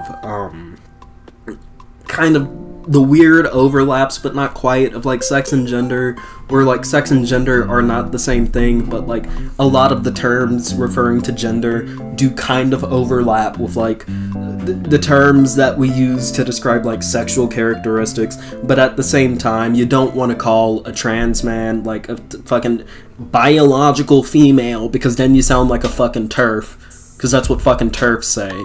And it's a whole fucking mess. So then you get down to terms like a birthing person, which communicates like an idea that makes sense. You know, there are people who give birth, and not all of those people are women, so that's a good thing to specify. But then birthing person just sounds fucking bad as a term. It's like, oh yes, come here, birthing person, and let me fuck you so that you may give birth. Like, it sounds weird as fuck, dude. It sounds really bad. And then, you know, the only way to really fix that is person who gives birth, which is fucking long as fuck, and then someone might still find an idea, a bad fucking bit with it, and like a way to critique it. But then at the end of the day, if you're using your dislike of the term birthing person to be transphobic, your issue isn't with the actual term, you're just being transphobic and you're a piece of shit. That's it. That's the take. That's the fucking take. Off the cuff, off the top of my head, that's the fucking take. Yeah? So Anna Kasparian going on this whole, like, anti-trans arc, kinda, sort of, because she doesn't like the term birthing person. It's not just because of the term birthing person, she's just being fucking weird and transphobic and shit. So, yeah. And then the submersible. Since I already did the birthing person rant, I might as well do the lightning round of pillow. But then you get down to the submersible with the whole people going underwater. This is my take on the submersible. It is funny. I'm not gonna lie, it's kind of funny that a bunch of people went underwater to see the Titanic, and then they got mushed. Like, they got basically vaporized by a submarine implosion. Like, cosmically... Oh, yeah, due to deregulation, I should say. Like, in a vacuum, that's bad, but a bunch of billionaires who typically want to deregulate industry because it allows them to save money, going underwater to see the Titanic on a deregulated, unregistered submarine, and then getting killed by that submarine that was not up to regulation, well, submersible that was not up to regulation standards. Cosmically, that's very funny. Like, cosmically, you have to admit, that's kind of funny. But at the same time, the people acting like the people dying on the submarine was some form of praxis, no. Hey, you know what happened to those billionaires' assets after they died? They didn't get spread back to the workers, you fucking idiot. It went to their family. It made more billionaires. This isn't praxis. Yeah? And even then, like, yeah, you have to take into account, like, a lot of those people on the... a lot of those people on the submarine, too. And by a lot, there were, like, 5 people. That 19-year-old, completely innocent. And it's important to note, too, like, when we are looking at things from a left-wing, a more Marxist perspective, we do acknowledge that billionaires ultimately contribute to the exploitation of workers. That's how they became billionaires. That's how they got their wealth. They exploited workers. They fucking extracted their surplus value. They aren't paying their workers their fair share. And that's bad, and that's exploitative, and that's horrible. But we have to also acknowledge that the average person doesn't look at wealth dynamics that way. Going around and saying, yeah, those greedy billionaires got what was fucking coming to them from their exploitation of the workers of the world by dying, and now the workers can see. You look like a sociopath who's celebrating a bunch of people's deaths when you go around and say shit like that. At the end of the day, and even then, like, those billionaires, like, a lot of billionaires don't realize, well, probably a lot of them do, actually, yeah, but I should go back to this. The average American, not even American, I'm still going off of, like, the DeSantis segment that I did, but the average person doesn't look at wealth dynamics that way. The average person just looks like, oh yeah, billionaires fucking suck, but at the same time, you know, if you work hard enough, you get there. That's what a lot of people think. Yeah? So celebrating the deaths of billionaires who died in a horrific way, you look insane. You look psycho. Don't do that. You can laugh at it, it's cosmically funny, like I said, but, like, keep in mind who you're talking to, keep in mind optics when you're discussing shit like this, you know? So that's my take on that. shouldn't have deserved the death. I also agree. The only reason why you should be going down to the Titanic is like research shit. Don't go there as like a tourist thing. And I dropped viewers from that, which, you know what, it is what it is. If you didn't like that little bit, I don't know what to tell you. Like, well, if you didn't like it enough to where you're like quitting the stream, I don't know what to tell you. That's just my opinion on it. We're the billionaires, pieces of shit, most likely. They're billionaires. But at the same time, like, be smart about it. You know how you do your fucking rhetoric, please, God. Okay, laughing doesn't look psychotic. I mean, it's funny. It's funny. Like I said, it's cosmically funny. Just, like, be careful in the way that, like, you engage with it as a topic, everyone. That's what I had to do. You know? Okay. Next. Russia coup. So Prigozhin and the fucking Wagner group fucking, I guess, tried to unseat the Ministry of Defense, fucking Sergei Shoigu and shit, his entire shit in Russia. So they went into Russia, fucking took one city, held it for like a couple of hours, and then left. It's funny. Again, it kind of displays the weakness of what's kind of going on with Putin. Like, the fact that a mercenary group can just waltz into your country, take a city, and then waltz out without you. Listen, I don't advocate airstrikes, okay? Let me make that obvious. I don't advocate airstrikes. It was a mutiny. It was a mutiny, yeah, but again, fucking mutinying and saying like, oh yes, we're going to unseat the Ministry of Defense. That, it's not necessarily a coup, but trying to unseat a major facet of the government, I feel like, is more than a mutiny. Oh yeah, and then his fucking Prigozhin's apartment got fucking raided, and they had like all of the fucking wigs and like the beards and like the hats for his secret identities. That was funny. But yeah, talking about what this looks like for Putin, allowing a fucking mercenary group to like waltz through your nation and take a city and really not doing anything about it, and then like they kind of go to Belarus but not really, because apparently reports like the fucking president of Belarus, Lukashenko, came out and was like, hey, he's not in Russia. Vladimir Putin came out looking weak. Yeah, it looks very weak as a leader.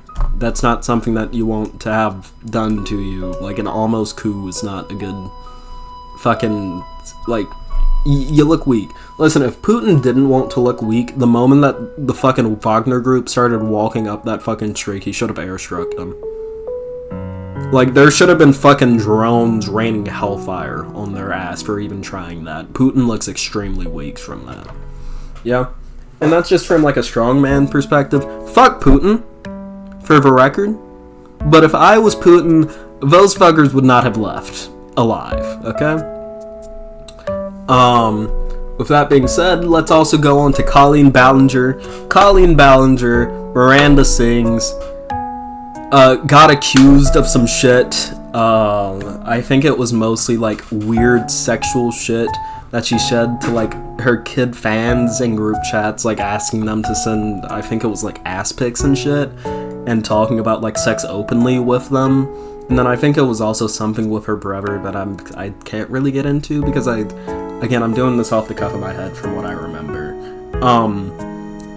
Okay, that's bad. That's really bad. So, when she responds, this is worse. Hey, I'm sorry I did grooming shit. I'm Colleen Ballinger. My team told me not to fucking do it, and I to not talk about it to you, and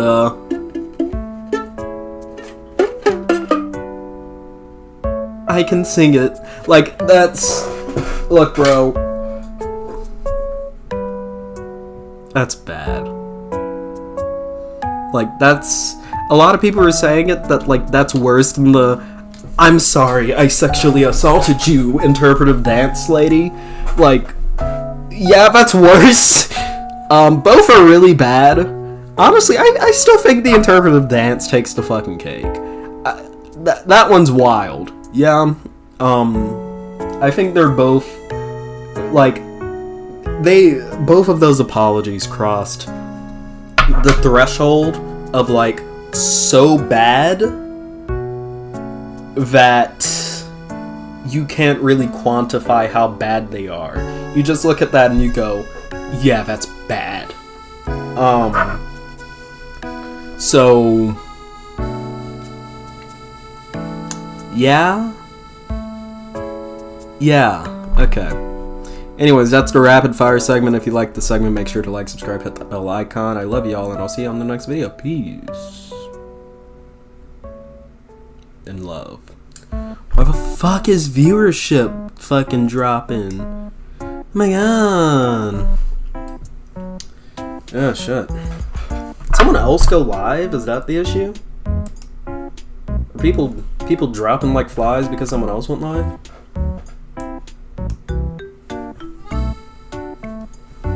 Looks like some new Colleen Ballinger shit fucking came out too. If Philip DeFranco from 14 minutes ago says anything. I need to get back into Animal Crossing. Animal Crossing was really cute. It's just such a fucking difficult game to get into. Especially when you don't have the shit that you need. Like me, I didn't have the shit that I need. Oh yeah, by the way, does anyone here play Animal Crossing New Horizons and have panels? Like those little, like, I think they're like 2 up, like little wood panels. Does anyone have those? Any color? I'll take any color. If anyone has those, message me and fucking we'll like exchange and I'll give you like a shout out in the next video, whatever service you want me to shout you out on, because I genuinely need those if I want to get back into Animal Crossing. Because like my entire plans got stunted just due to the fact that I don't have panels. See, she didn't even try to apologize. She made a ukulele video saying she did nothing wrong and that's all the misinformation. Oh yeah. Animal Crossing won't let me change the name. That's, yeah. Yeah, that's rough.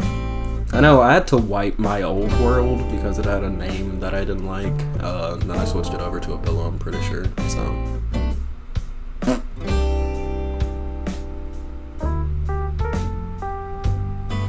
No, but I have a lot of cardboard boxes. Those do nothing for me, unfortunately.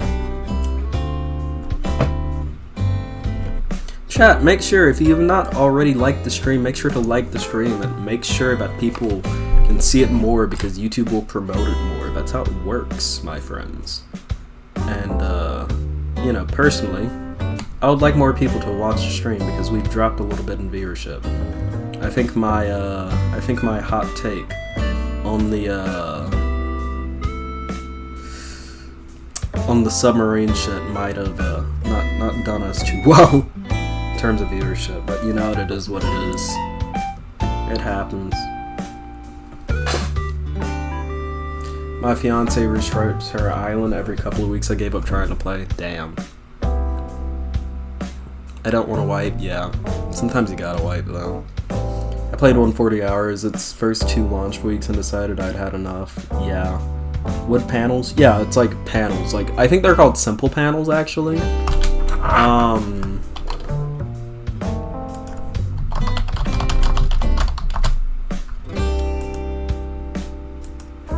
Yeah.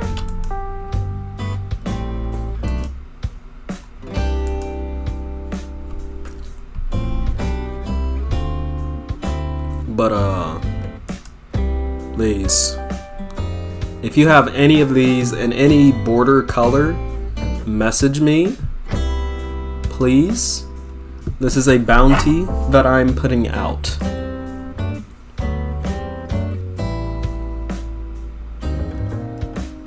Indeed, this is a bounty. So if you have any of those, please message me on Discord or Twitter, and I'll get to you. They're clearly plastic. They're lines of code! Come on! You have tons of them? Okay.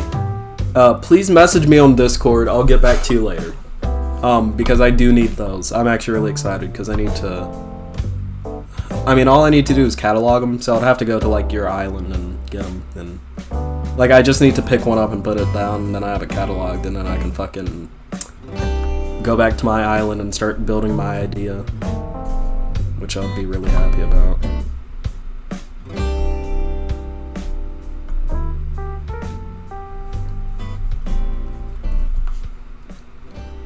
But yeah. Okay. Time to start the next segment. Viewership's trailed off a bit. It's about 5. Started at 3:30, so I've been going for about almost 2 hours.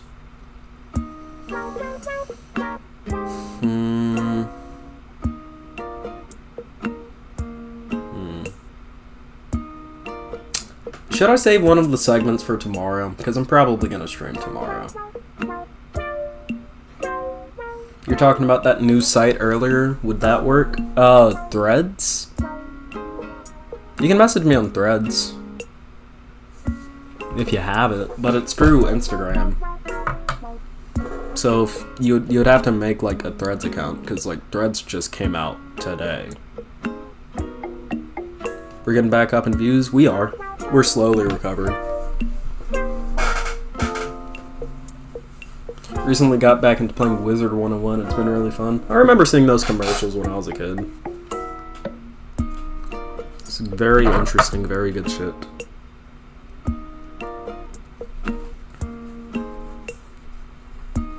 Is that the video? Come on. You're a perfect person, and let me fuck you. Oh shit, I just laughed at myself. That's cringy.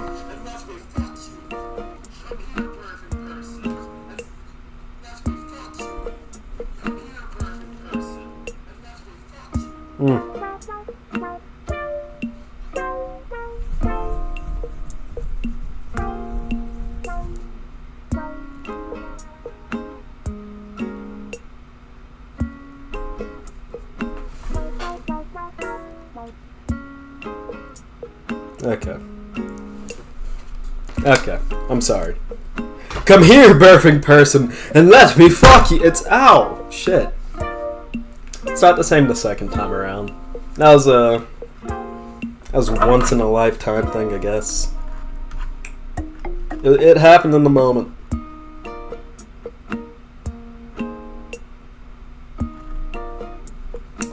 But yeah. Exposing a VR cult? I'll put you in watch later. How one joke collapsed to pop. Oh. Oh no. Fuck the commentary YouTuber. I'm covering this shit. Sunny V2, how one joke collapsed a popular YouTube podcast? On episode 351... We're absolutely covering this one. What was it that Sunny V2 covered a couple of months ago that got, like, absolutely shut on? Because I remember... Oh, yeah! It was, Chris. Mr. Beast, Chris. Wait, they still go by Chris, right? I'm pretty sure. Yeah, no, this is good. How one joke collapsed a popular YouTube podcast? Yeah. I thought Sunny was fucked for a second. Sunny is fucked. Sunny is fucked. The reason why I covered Sunny V2 is because Sunny V2 was like, yeah, Chris is a... Well, Chris isn't very good for Mr. Beast's brand anymore. It's like, what the fuck are you talking about, sociopath? You crazy person.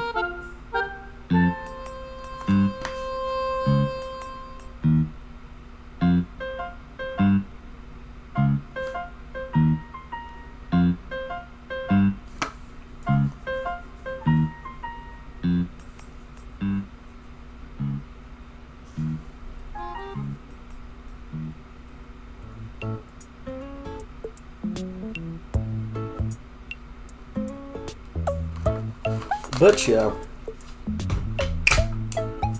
Okay.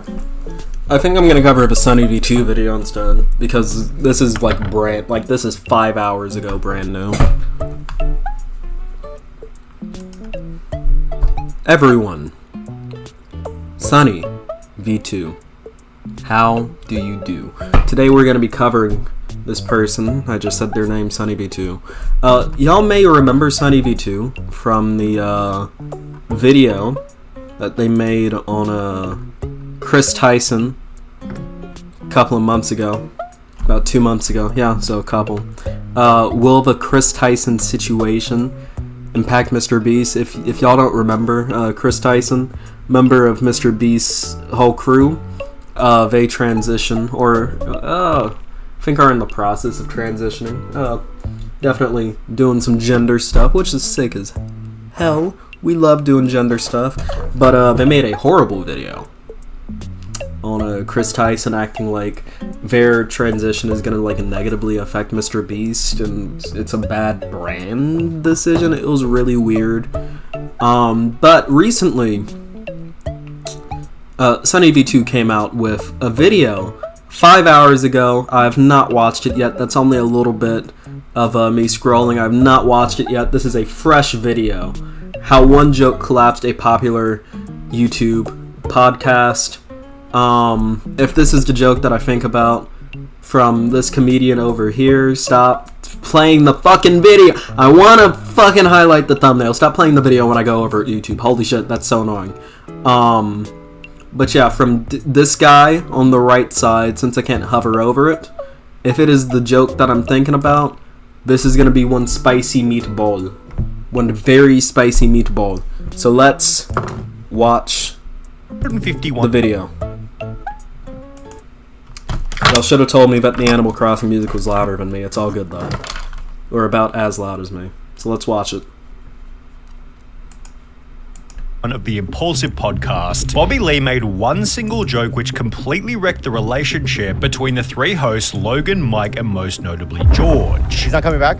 Is he really mad? Is he really mad? Oh, I have beef with a guy? I don't know. Yeah, no. I didn't do anything wrong. For context, Logan and Mike created the podcast back in late 2018, and it's safe to say that these two have always had excellent chemistry. Their personalities work well together, they seem to be pretty good friends, and generally speaking, they exhibit a similar level of status. Keeping a permanent third host, on the other hand, has proven much more difficult. The first 150 episodes featured a third host named Spencer, who eventually left the podcast to move to... Wait 1 second. I'm gonna stop this. Is this not the Bobby Lee fucking... fantastic interviewer who meshes well with almost every guest on the show. George, on the other hand, has always felt a little too much like, well, just another guy who Logan met at the gym. Logan, I met him at a gym. George never had the chance to refine his interviewing skills to the same degree as Logan and Mike, which is only accentuated by his seating position to the right of the guest, making it much harder for George to engage in the conversation. The obvious imbalance between George, Logan, figure out that like this entertainment world, leading Shaq to confront him about his lack of input. Hold on, you ain't gonna ask me a question? Oh, damn. He was scolded again. What the fuck are you doing here? Ask a question. It's hard to be the third person on a podcast. Bobby Lee with George. Security. Bobby began to yeah, but you know, I got what you're saying, and you really inspired me, George. So, okay, I can tell. Okay, yeah, no, it's not the video I was thinking of. Bobby Lee made this really fucking weird joke. Yeah, no, we're not covering this. This is a nothing burger. I thought it was gonna be fucking Bobby Lee telling the joke about him going to Mexico and raping a fucking 12-year-old. Joke. But it was not.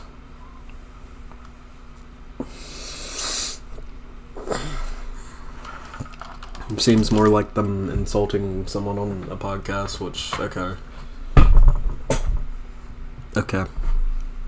We're down to 22. 21, okay.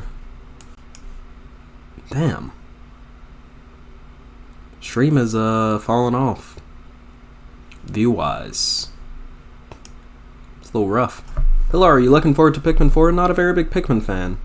Is the podcast still around? I don't know. I clicked off the videos, kind of nothing. I forgot how annoying he is when he adds an extra syllable at the end of every sentence. Sunny V2, I never really watched him, but, you know. Lance champions. Okay.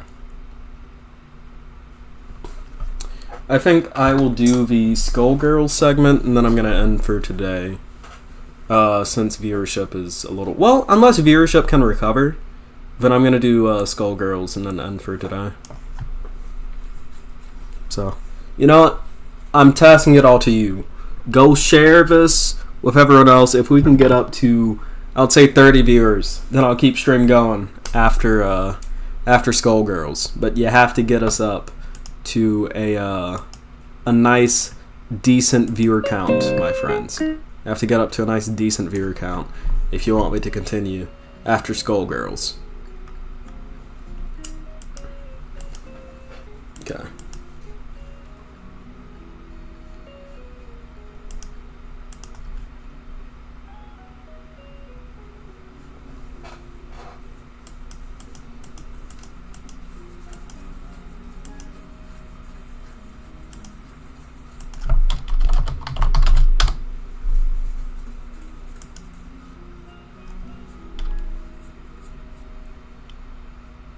I was just on Twitter and apparently Froggy Fresh is doing the same thing, trying to use charities to harass iDubbbz. What? Okay. I have no idea what that would be.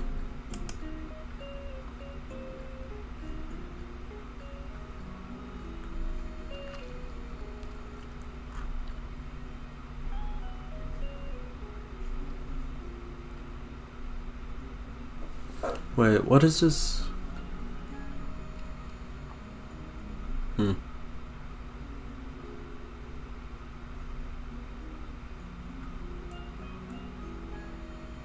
Hold on. Wait. Just want to make sure this article is good. I'm doing a pre-read.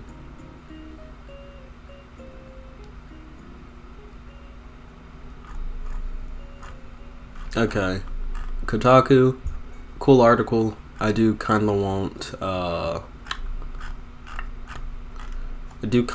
something that isn't immediately going to get me fucked over by all of these COOMERs. Thank you. So I will look for a different Skullgirls article. I apologize.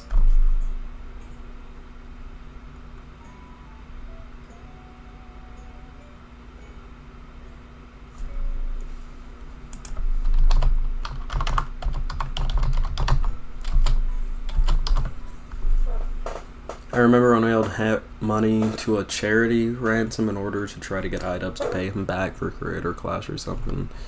Doing the same thing again. I would not know. Make Vosh a takedown video and your views will go to the moon. No! Why would I do that?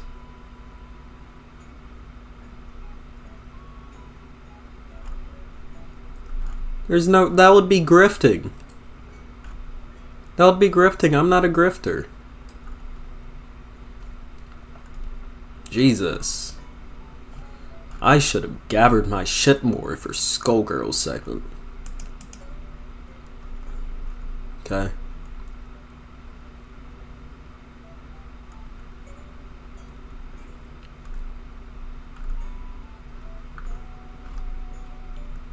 Okay, this is good.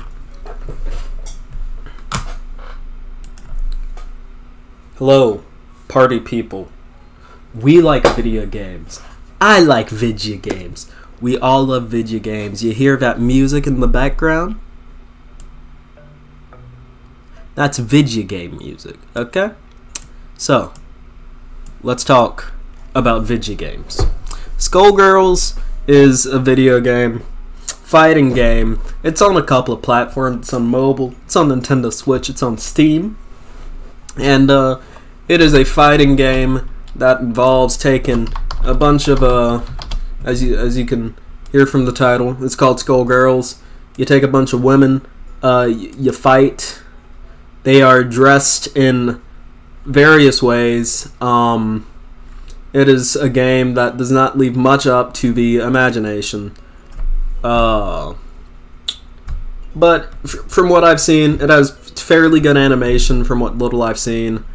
And an interesting art style, but it does kind of lend towards the more lewd side. I'll show one character, I guess. Valentine, yeah. It's a character design that, yeah, here we go. And then I have to make sure this is a character that, pretty sure gets a lot of stuff drawn over him. But, you know, this is the kind of game that we're dealing with. You know, nothing wrong with that. Get your rocks off I don't care. Get your rocks off. Have fun. However, gotta make some things clear. Don't get your rocks off to characters that are not of age. And I think this is where the Skullgirls controversy happens. So, recently, the developers came out and they made some tweaks to the game. The game had some kind of Nazi-like imagery of the main villains, and the devs removed that. Okay, that's debatable. And like I could see a debate happening over that. I mean, and the developers also came in, and one of the characters in the game is actually, I believe, underaged, a little underaged, very slightly underneath the threshold of 18, and the game, as we saw, kind of lends towards the more lewd side, and this character had, I believe, panty shots in the game, in some of the frames, like a handful of frames of animation, and the developers removed that for a new update. Okay, that's nothing. They removed some Nazi references, okay? And they removed a handful of frames of panty shots from one of the characters in the game. That's nothing, really. That really is not much. From Dexerto, indeed. Skullgirls fans review bomb game for censorship from cosmetic and story changes. The Coomers who enjoy Skullgirls content, because most of these fuckers don't actually play the game. The Coomers who enjoy Skullgirls content have review bombed the ever-living shit out of the game because they removed some panty shots. And a lot of them will say, "Oh, it's censorship. They were removing so much context." Again, it's a lot of that. They've gone woke, and now they're going broke. No, they removed your fat material. I apologize. Okay.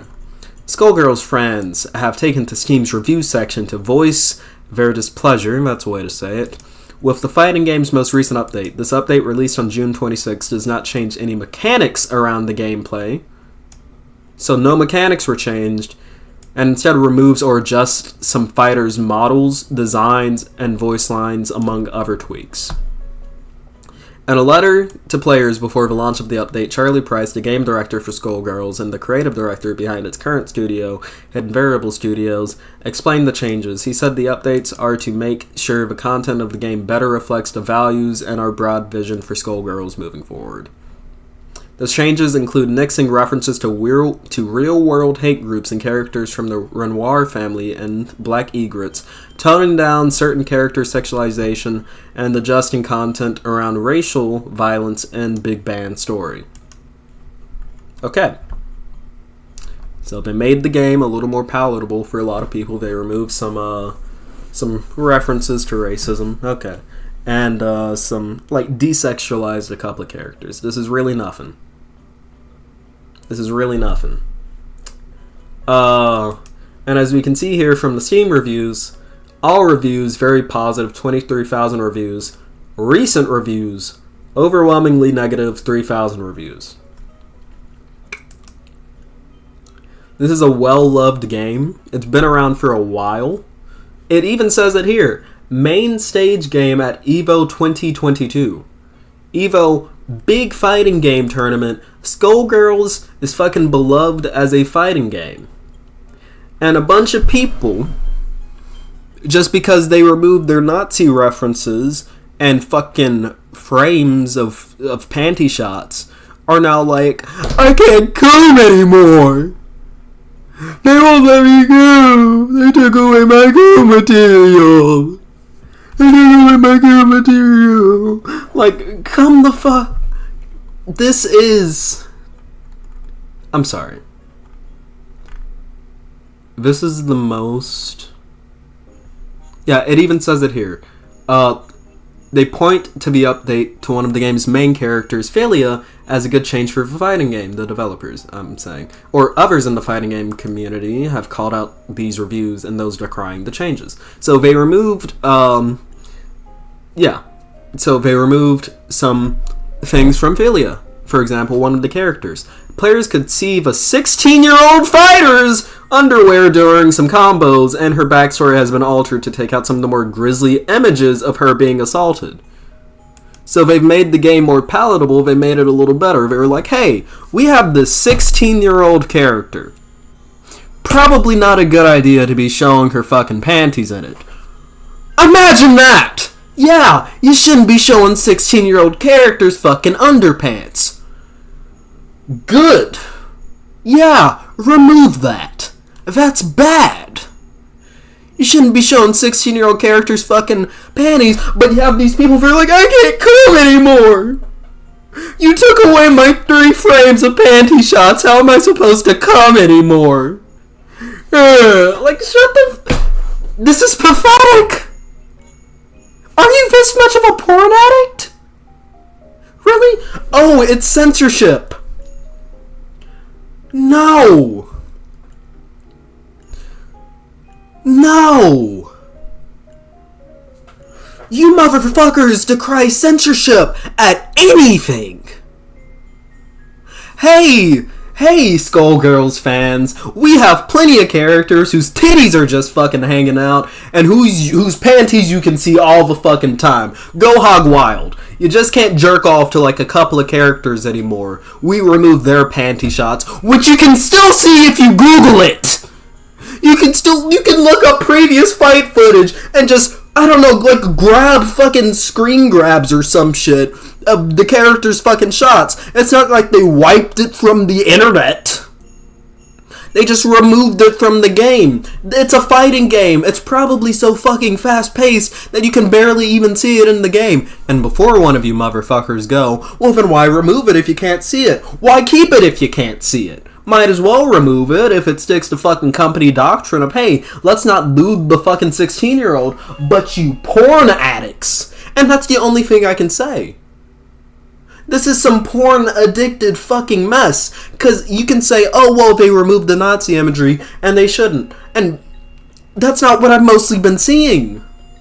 Most of the shit that I've been seeing concerning this game and the censorship that's been happening are people saying, oh, they removed it because they're too woke. They got triggered by all the panty shots. Oh, the girls can't be sexy anymore. Have you ever seen Skullgirls? That game is like a couple of fucking visual mods away from just being a straight up porn game. And that's fine. Enjoy your porn games. All of you people out there playing Honey Pop, playing Honey Pop 2, playing fucking... What's the furry one? It starts with an A. I think it was like Amorous?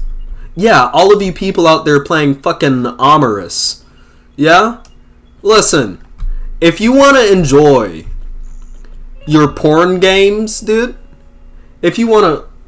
Is this lewd? No. Okay. If you want to enjoy your fucking porn games like Amorous here, dude, be my guest. Be my guest. But I'll tell you, actually, I know nothing about this game. Is this character over 18? We're gonna go under the assumption that this character is over 18. Okay? I've only seen this in memes. But, look. Say what you will. At least this character's fucking 18. Yeah? Say what you will about Honey Pop. Yeah, that degenerate-ass game with its weird-ass fandom. Yeah, say what you will about it. All of those characters, over 18 as far as I know. Yeah? Stop beating it to minor characters, dude. There's so much shit out here. Listen, you want to look at some good-ass characters to... I'll show you.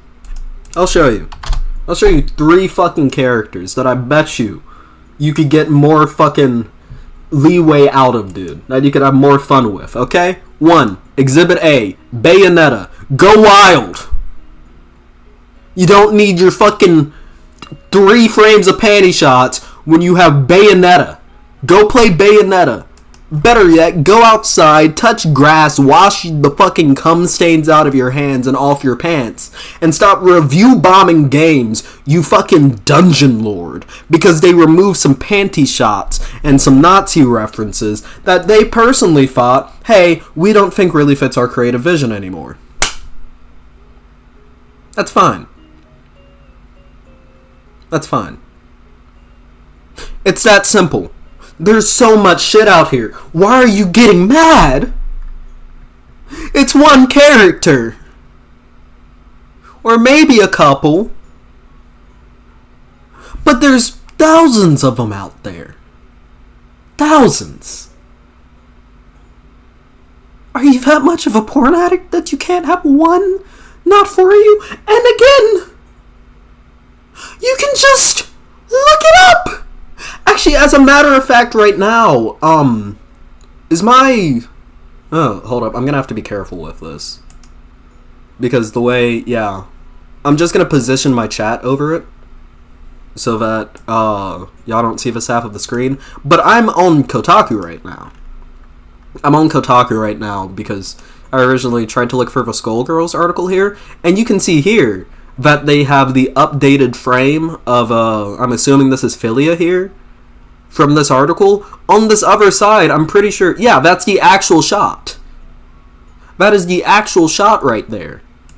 They have it in the fucking Kotaku article covering you COOMER motherfuckers. You can look it up, bro. You can just look it up. You don't have to review bomb a game. But still don't look it up. But you don't have to review bomb a game. It's so ridiculous the lengths that people will go over some stuff that doesn't matter.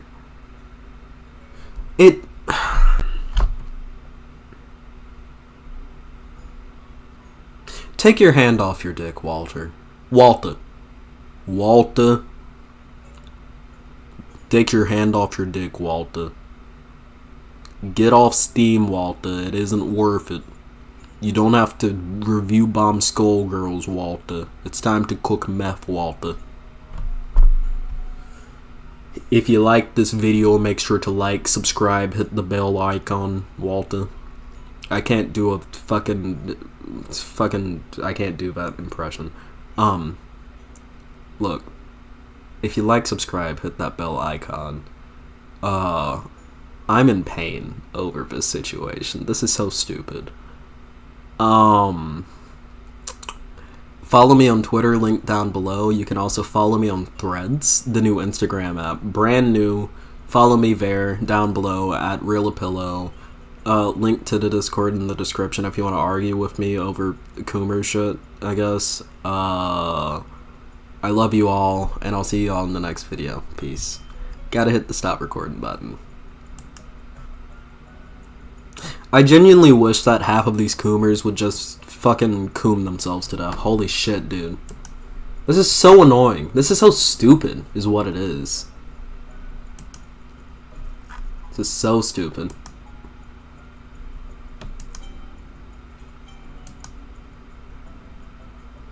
So stupid.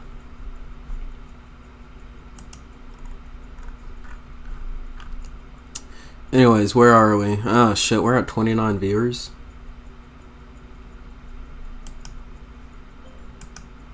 Ah! Oh, I shouldn't be laughing. This is actually horrible. Ice Poseidon facing 5 years in Thai prison after obscene lap dance on Kickstream? What happened?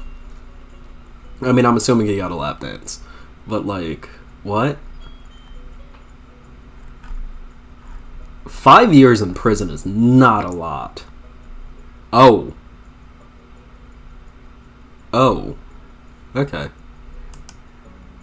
Ice Poseidon facing 5 years in Thai prison after a kick stream where he wore lingerie and gave his girlfriend a lap dance. Wait, so he moved to Thailand, or was he just in Thailand? I haven't fucking known anything about Ice Poseidon since, like, 2019?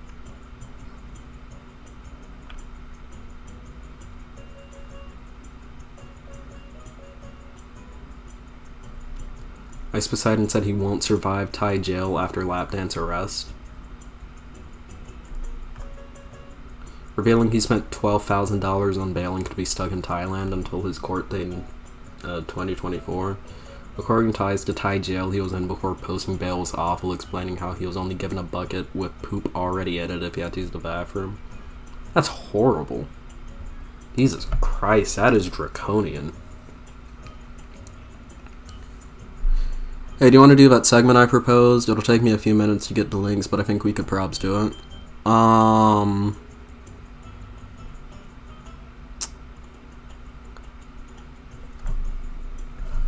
Let me see.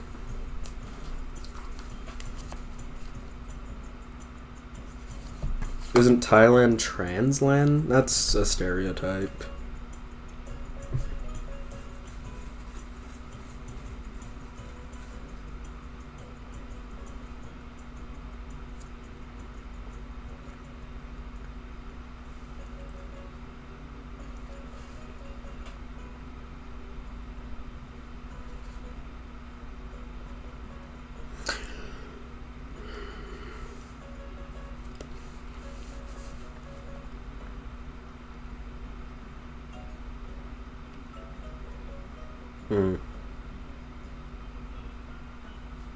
Balf, what are you doing tomorrow? Because honestly, I'm really fucking tired and I'm probably about to order a pizza.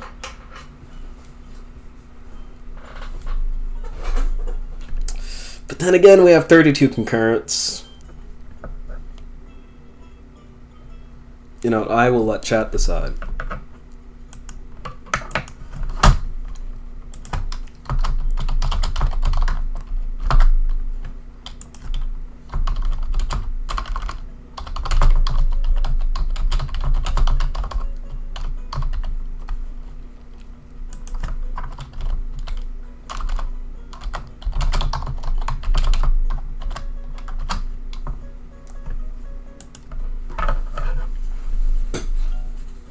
About the same as today.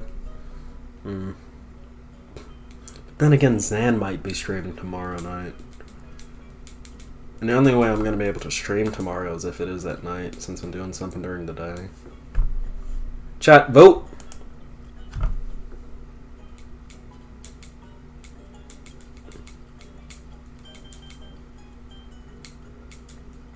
Vote, vote, vote. Also, that person that had the, Ice Poseidon... Oh, Ice Poseidon is kind of a former streamer. Like, he used to do IRL streams and shit. And that was released on the Claim to Flame. He basically had some, like, really weird shit happen to him on, streams and, well... I don't know, just stuff. I just gave an interview to the public radio because I'm being oppressed by the government. I'm sorry to hear that. I hope the interview went well.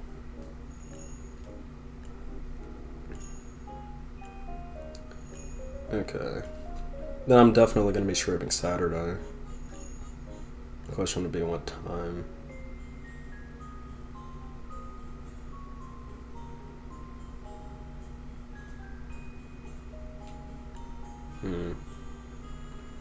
And how long do you think that segment would take, Val?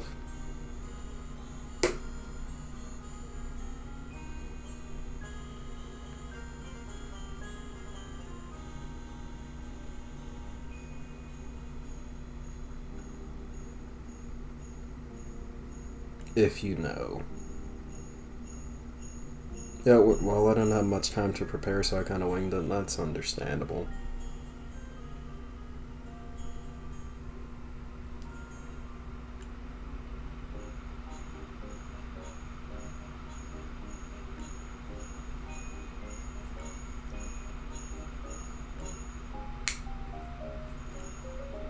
Not sure, to be honest. Because I want to do it. It's a very good segment. Like, that is a phenomenal segment idea, covering what you do want to cover.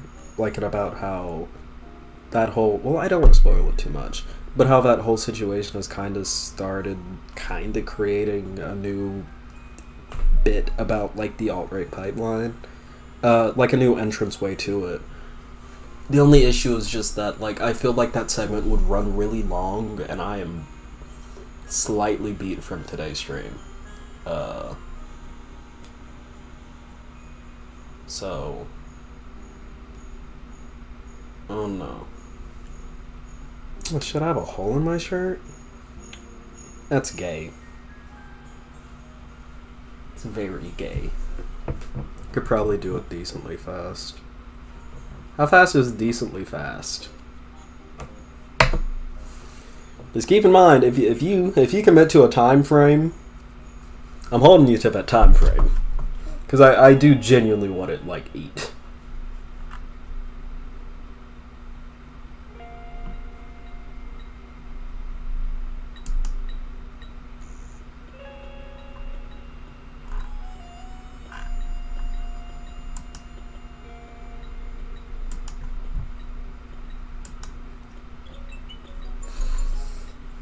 I'm getting tired of the fucking furry allegations, though.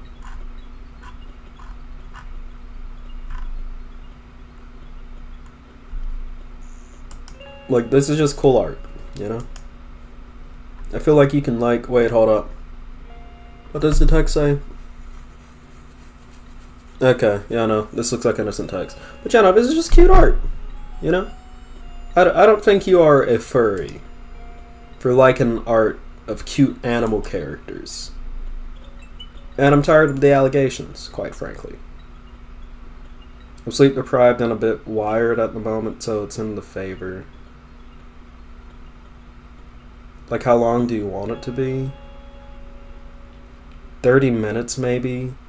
And honestly, I feel like a situation like this, that would be like an hour-long conversation. Just to really get, like, the basis sorted on it. I'm more than willing to do it next stream. It's just like, when it does come to call-ons, it's more so I like to plan them ahead of time, and this is kind of out of nowhere. But I absolutely want to do it, because, like, it's a good segment. Furry allegations, it's okay to be a furry. Listen, I'm not a furry. Okay? I just think the art is lovely to look at. Simple. Okay? And I also like very good character design. Like,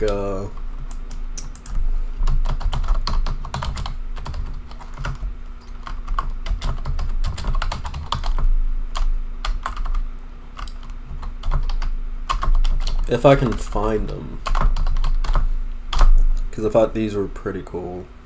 One of the games that I played as a kid was Sly Cooper. I really like the Sly Cooper games. But,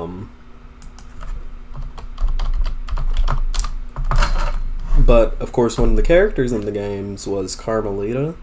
And I don't like her main design in the... yeah, here we go. Here we go.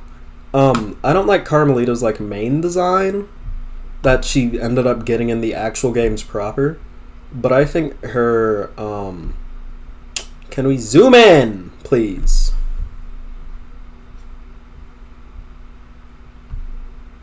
Come on, please. Let me zoom. Holy shit, dude. I hate this. Can I just open image in new tab? Yes.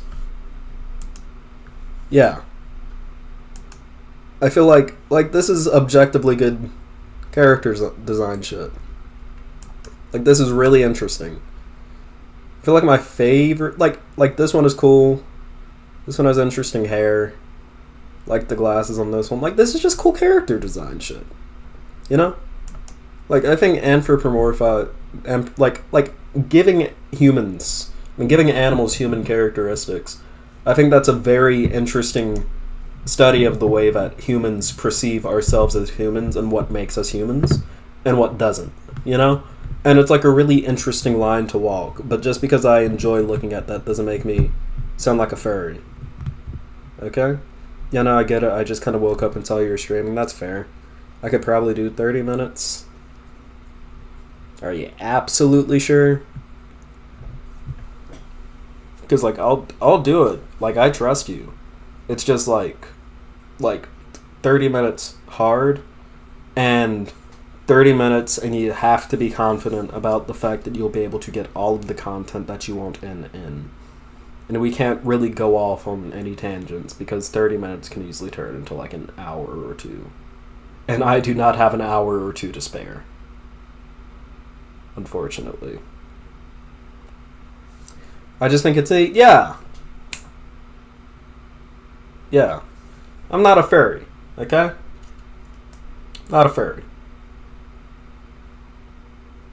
Not a furry. At all. I'm absolutely not a furry. Not a furry bone in my body.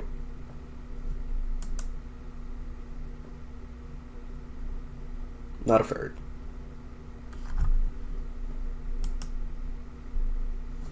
Yep. So stop accusing me of being a furry. Sound good? Good. Okay.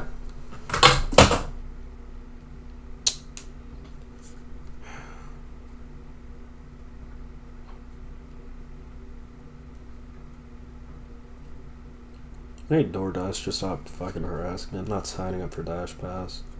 Should cost too much.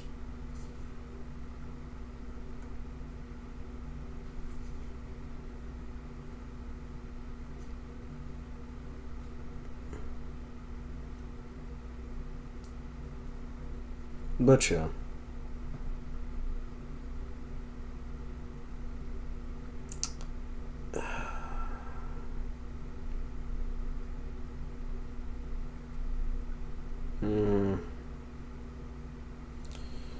Honestly, the amount of time it's gonna take me to, like,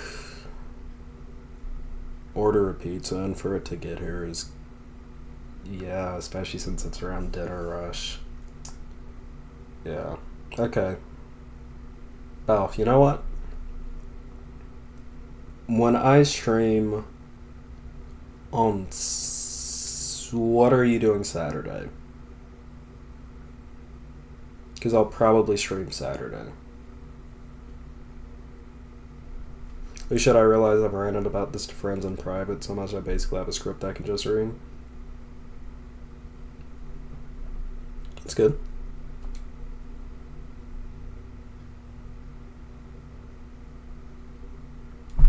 That's good. But yeah, what are you doing Saturday?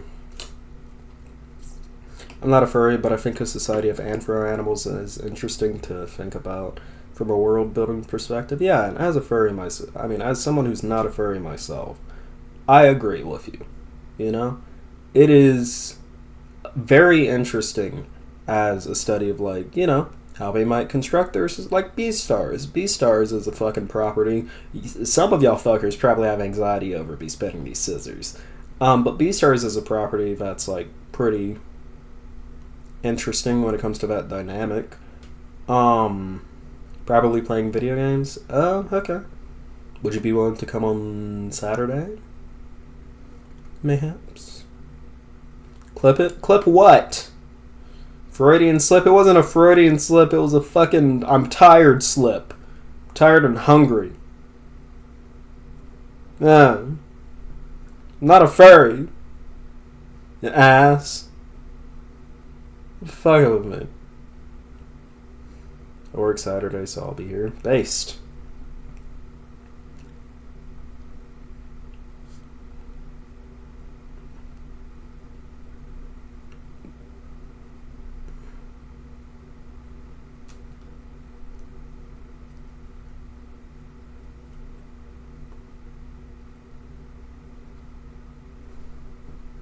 He said, no, I did not. I said I wasn't. I just tripped over my words, you asses.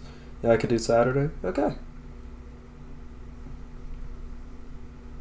I'm more than willing to do Saturday. That's good. Okay. Well, this stream was a fun stream. I'm gonna order me a pizza and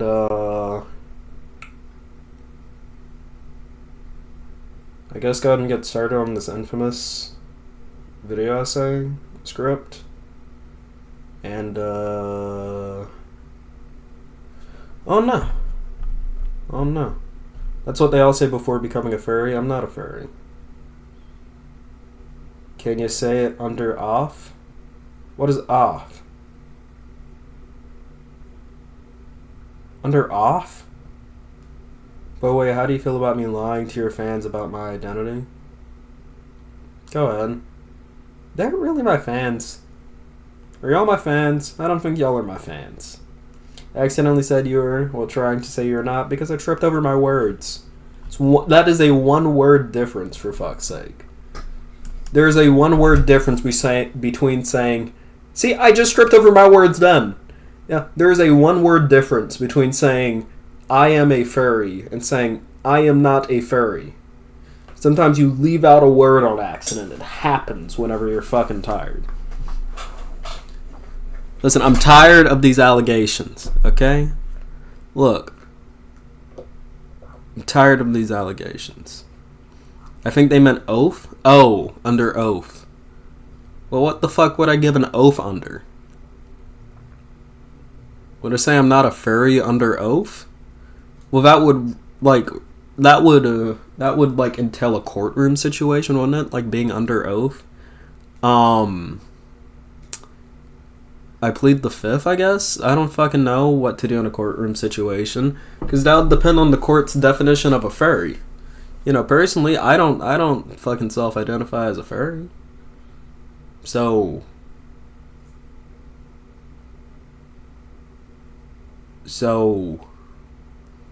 yeah, my viewers. Yeah, that's better.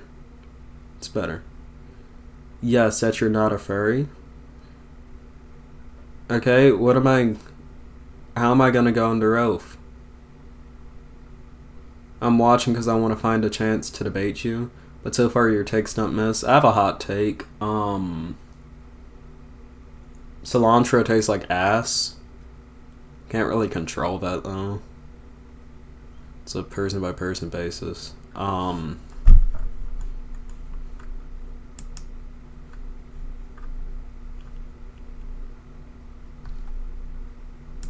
But yeah.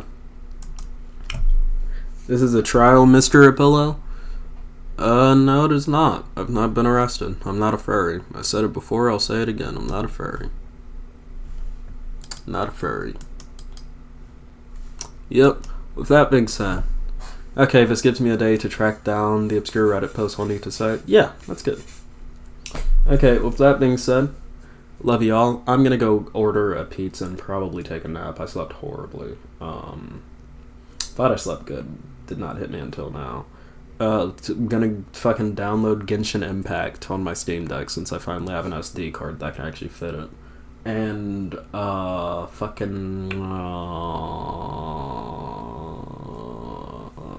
fucking touch grass. I'm gonna go touch grass. Love you all. Watch Nimona. I'm not a furry. Indeed. What time? What time am I streaming on Saturday? I don't know yet. I'll figure that out tomorrow. I love you all. Peace.